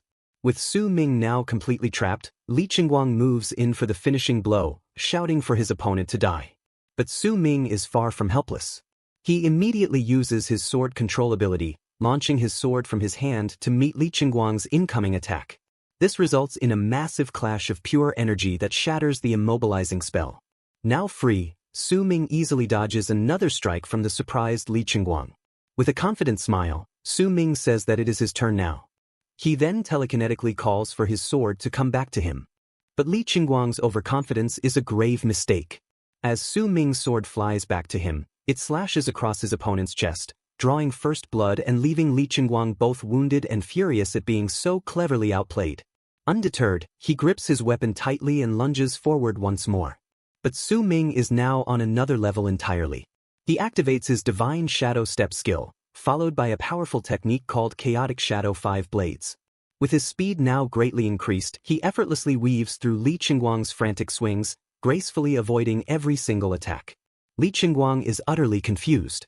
He is unable to understand how his opponent's movement speed has suddenly increased so much. Before he can even react, Su Ming appears directly behind him. He offers a calm and simple sorry, as his telekinetically controlled blade flies through the air towards its target. With a confident and triumphant smile, Su Ming declares that his sword is now back. Having finally completed their healing, Yanzi, Ji Yao, and Jiang Yunqing rush in to provide backup. Yanzi shouts for Su Ming to hold on, announcing that they are coming. They arrive on the scene, only to be stopped in their tracks by a truly shocking sight. The battle appears to be over. Li Qingguang is kneeling in what seems to be complete defeat before a victorious Su Ming. The group is completely amazed by this display. They praise Su Ming, marveling at how he took down such a strong opponent all by himself. As Su Ming's friends celebrate, the danger is far from over. Behind him, Li Qingguang rises to his feet, his entire body surging with a dark and malevolent red energy. Jiang Yunqing notices the sudden threat and screams for Su Ming to watch out. Su Ming turns just as Li Qingguang, believing he has an opening, charges forward for one final, desperate attack. With a furious roar, he swings his weapon down in a brutal, final slash. As Li Qingguang's final attack comes crashing down, Su Ming's friends can only watch in absolute horror. Yanzi and Jiang Yunqing are stunned into a terrified silence, while a completely panicked Jiao screams out Su Ming's name at the top of her lungs.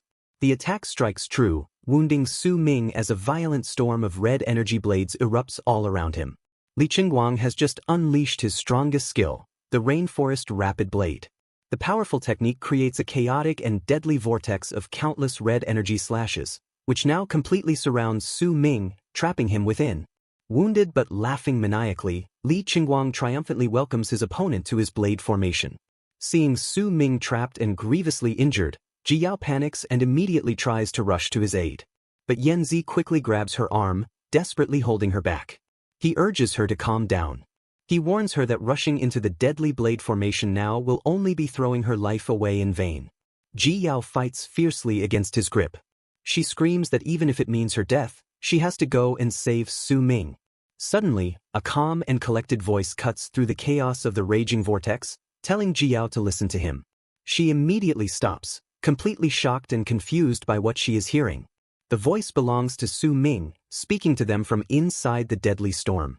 He calmly warns his friends not to get any closer, his composure steady and unshaken even while trapped inside his enemy's ultimate attack. Inside the deadly blade formation, Li Qingguang furiously grabs the bloodied figure of Su Ming. He roars in utter disbelief, demanding to know how Su Ming has taken so many direct hits from his blades and yet is still not dead. To his absolute shock, a calm voice asks if he is truly sure he has actually landed any hits. Li Qingguang is completely stunned. He realizes the voice is not coming from the body he is holding. The figure in his grasp suddenly dissolves into wisps of blue energy. He finally understands the truth. He has been fighting a mere substitute all along. The real Su Ming then appears behind him, completely unharmed and now wearing a suit of new dark armor. He calmly states that Li Qingguang has finally noticed the deception. He explains that he possesses a skill an ordinary sword controller would not have. He reveals the skill comes from his fully equipped low-grade Platinum Shadow Sword set. This set grants him the Surge of Darkness skill, which adds defense-penetrating dark attribute damage to all of his attacks.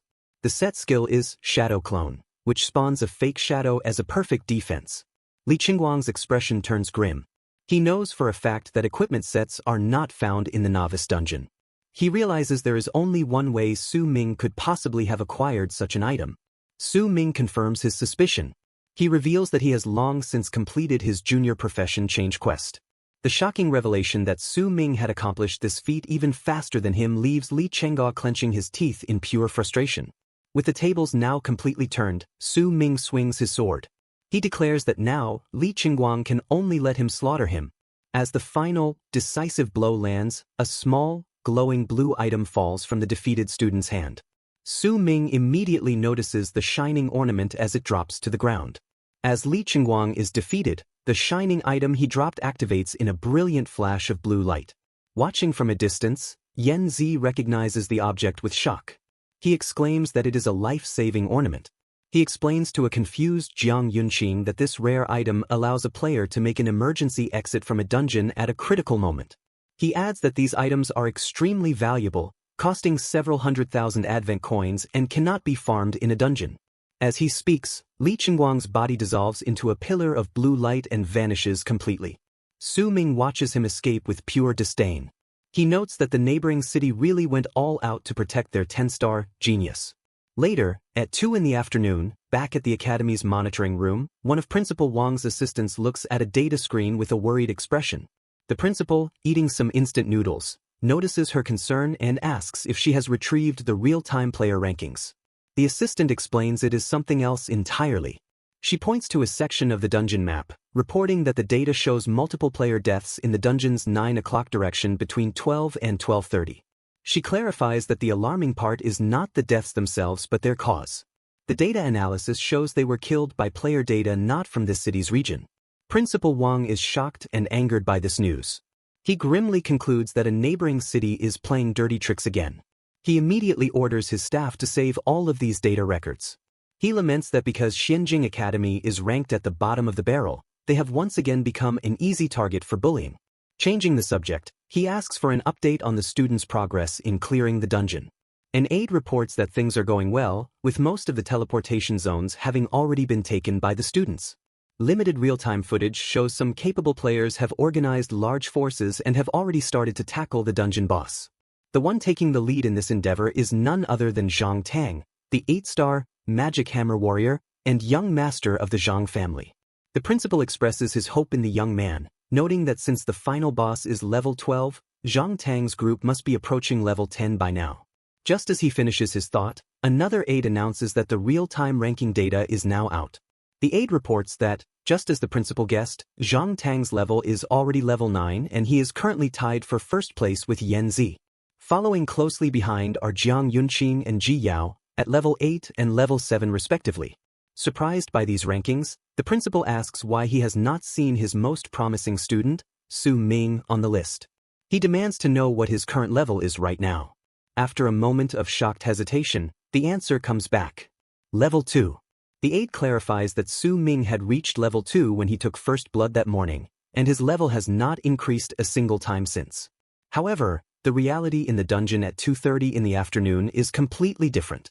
Su Ming's sword plunges into a defeated monster, and a system notification confirms he has successfully killed an elite spike-tooth beast. Another notification immediately follows, congratulating him on leveling up to level 14 and unlocking his hidden set's appearance. His teammates marvel at their incredible progress. Ji Yao, now level 8, notes how quickly they have leveled up, while Yan Zi, at level 10, feels ready to challenge the dungeon boss. The group acknowledges that their rapid growth is all thanks to Jiang Yunqing's experience buffing skill. Jiang Yunqing, now level 9, in turn credits Su Ming for giving her such an amazing skill. Ji Yao happily summarizes their team's amazing strengths: Yunqing's healing that adds experience, Yan Zi's precise long-range DPS, her own summoned little cuties to provide cover, and most importantly, Su Ming's powerful leadership. Su Ming modestly deflects the praise, claiming he is just riding on their coattails. Ji Yao immediately protests. She reminds him that if he had not come to save them, she and Yan Zi would have definitely died under Li Qingguang's blade. Blushing, she confidently declares that with their combination, they can definitely clear the dungeon boss easily. Su Ming agrees with her assessment. But then he turns away, revealing that his target is not the ordinary boss. With a confident smile, he holds up a glowing, crystalline key, declaring his intention to challenge the far more powerful hidden boss. A system notification confirms the item is the Water Ripple Key, which he had just obtained from the elite beast. To summon this hidden boss, one must first solve 3 complex riddles and collect 3 corresponding items. The first riddle speaks of a silver moon hanging by the shore. Su Ming quickly deduces its meaning. He leads his team to a part of the forest where massive plants have grown into the shape of a giant crescent moon. He explains that since there is no actual sky in the dungeon, this must be the silver moon. He then points to the large lake behind the moon-shaped plants, identifying it as the hidden boss's exact location. The second and third riddles require specific trigger items. Su Ming reveals he had already gathered the iris flower from the ape monster area from the moment he first entered the dungeon. He combines this flower with the Water Ripple Key and successfully solves the remaining puzzles. As he holds the now activated item, a swirling sphere of pure blue energy forms in his hands. His teammates watch in complete awe, baffled at how he managed to solve these difficult riddles so quickly. Su Ming then launches the energy sphere into the lake. The water's surface immediately begins to churn, forming a massive, swirling whirlpool.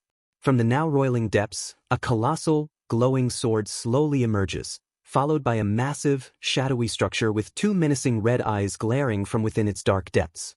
As the swirling vortex in the middle of the lake calms down, the ancient riddle's prophecy is now fulfilled.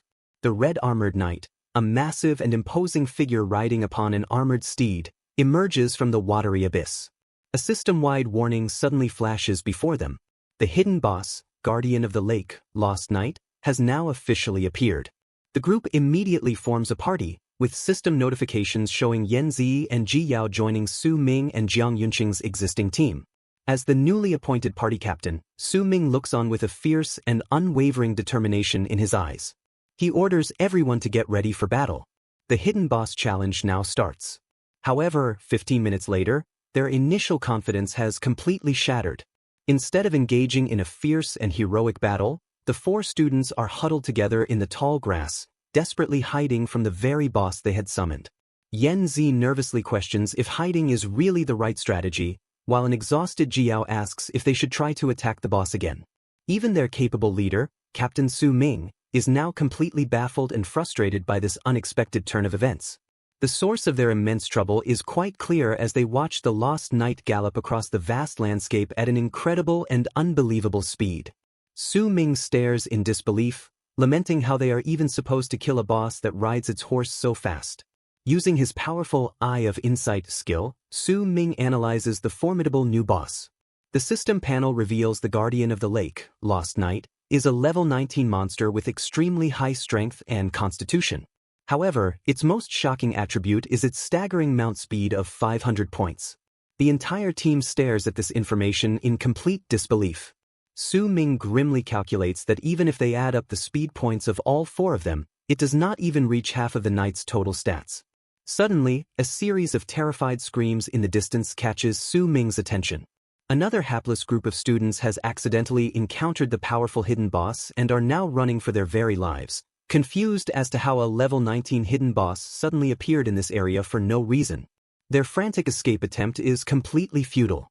The Lost Knight effortlessly closes the immense distance between them and slices one of the fleeing students cleanly in half. Watching this from their hiding spot, Su Ming notes that this is already the third wave of nearby players to have been completely wiped out by this hidden boss.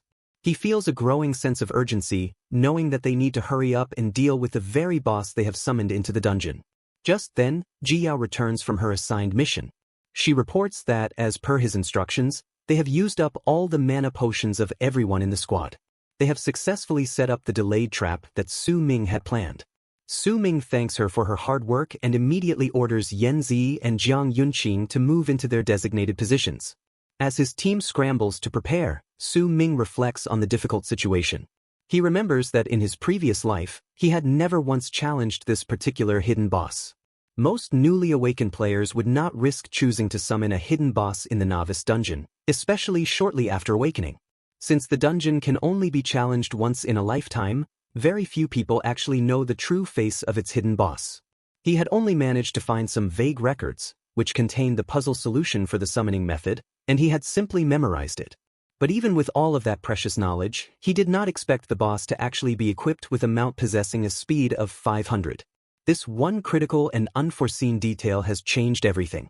With a grim and newfound determination, Su Ming knows there is now only one way to possibly defeat their powerful foe. To kill the Lost Knight, they must first knock him off of his incredibly fast horse. With their new strategy in place, the team immediately springs into action. From a high vantage point, Yanzi initiates the attack. He unleashes his multiple hunting shot skill. A powerful volley of green, energy-infused arrows rains down on the charging Lost Knight. The arrows all strike their intended target but have very little effect against its heavy armor. The boss's level 5 heavy armor mastery proves to be an almost impenetrable defense. Yanzi realizes with growing frustration that his archery skills cannot deal much damage to him at all. However, the attack successfully gets the powerful knight's full attention. A system notification confirms the Guardian of the Lake has relocked onto Yanzi as its new aggro target. Perched on his cliff, Yanzi calls out to Jiang Yunqing, informing her that he has successfully pulled back the boss's aggro. Exhausted, she confirms that she is ready and understood. On the ground below, directly along the approaching knight's path, Jiang Yunqing fans a small fire, creating a massive and dense cloud of thick smoke. From his own hiding spot, Su Ming watches the intricate plan unfold. The first step was for Yen Zhe's precise long-range skills to draw the boss back. The second step involved Yun Qing creating a smokescreen to confuse the boss's vision. Su Ming silently compliments her, recognizing the clever trick that was learned from that goblin cave. Just as they had planned, the charging Lost Knight rides directly into the thick, disorienting smoke. Its vision is now completely obscured. Blinded, the Lost Knight cautiously slows its rapid advance. Suddenly, it senses unexpected movement coming from below its steed. Ji Yao's trap is then sprung. Using her Summon Skeleton Horde ability, the ground suddenly erupts. Dozens of skeletal warriors claw their way up to the surface. The summoned skeletons, now swirling with a sinister purple energy, immediately swarm the knight's horse, grabbing its powerful legs in an attempt to pull it down to the ground. Ji Yao focuses all of her remaining power. She marvels at the brilliant strategy that Su Ming had taught her. She now realizes that her basic summoning skill could actually be combined into a delayed trap magic by summoning a large number of monsters at once. The knight furiously fights back, shattering the attacking skeletons into pieces. But the endless horde is clearly and successfully bogging it down. As the boss struggles against the relentless skeletons, another powerful attack comes from the shadows. A swirling vortex of dark blue energy strikes the knight directly, leaving it momentarily disoriented and confused. The magical attack comes from Jiang Yunqing, who has now cast her Soul Siphon, delaying magic to further hinder the powerful boss's movement. From his hidden vantage point, Su Ming watches the final step of his master plan execute perfectly. Ji Yao's skeleton trap has successfully held back the horse's movement, while Yunqing's slow magic is now locking down the boss itself. A confident grin spreads across Su Ming's face. He has to admit that if not for his teammates' perfect cooperation, he might not have actually been able to solo this unexpectedly powerful boss. With the Lost Knight now completely occupied and slowed down by his friends' combined efforts, Su Ming finally sees his perfect chance to strike.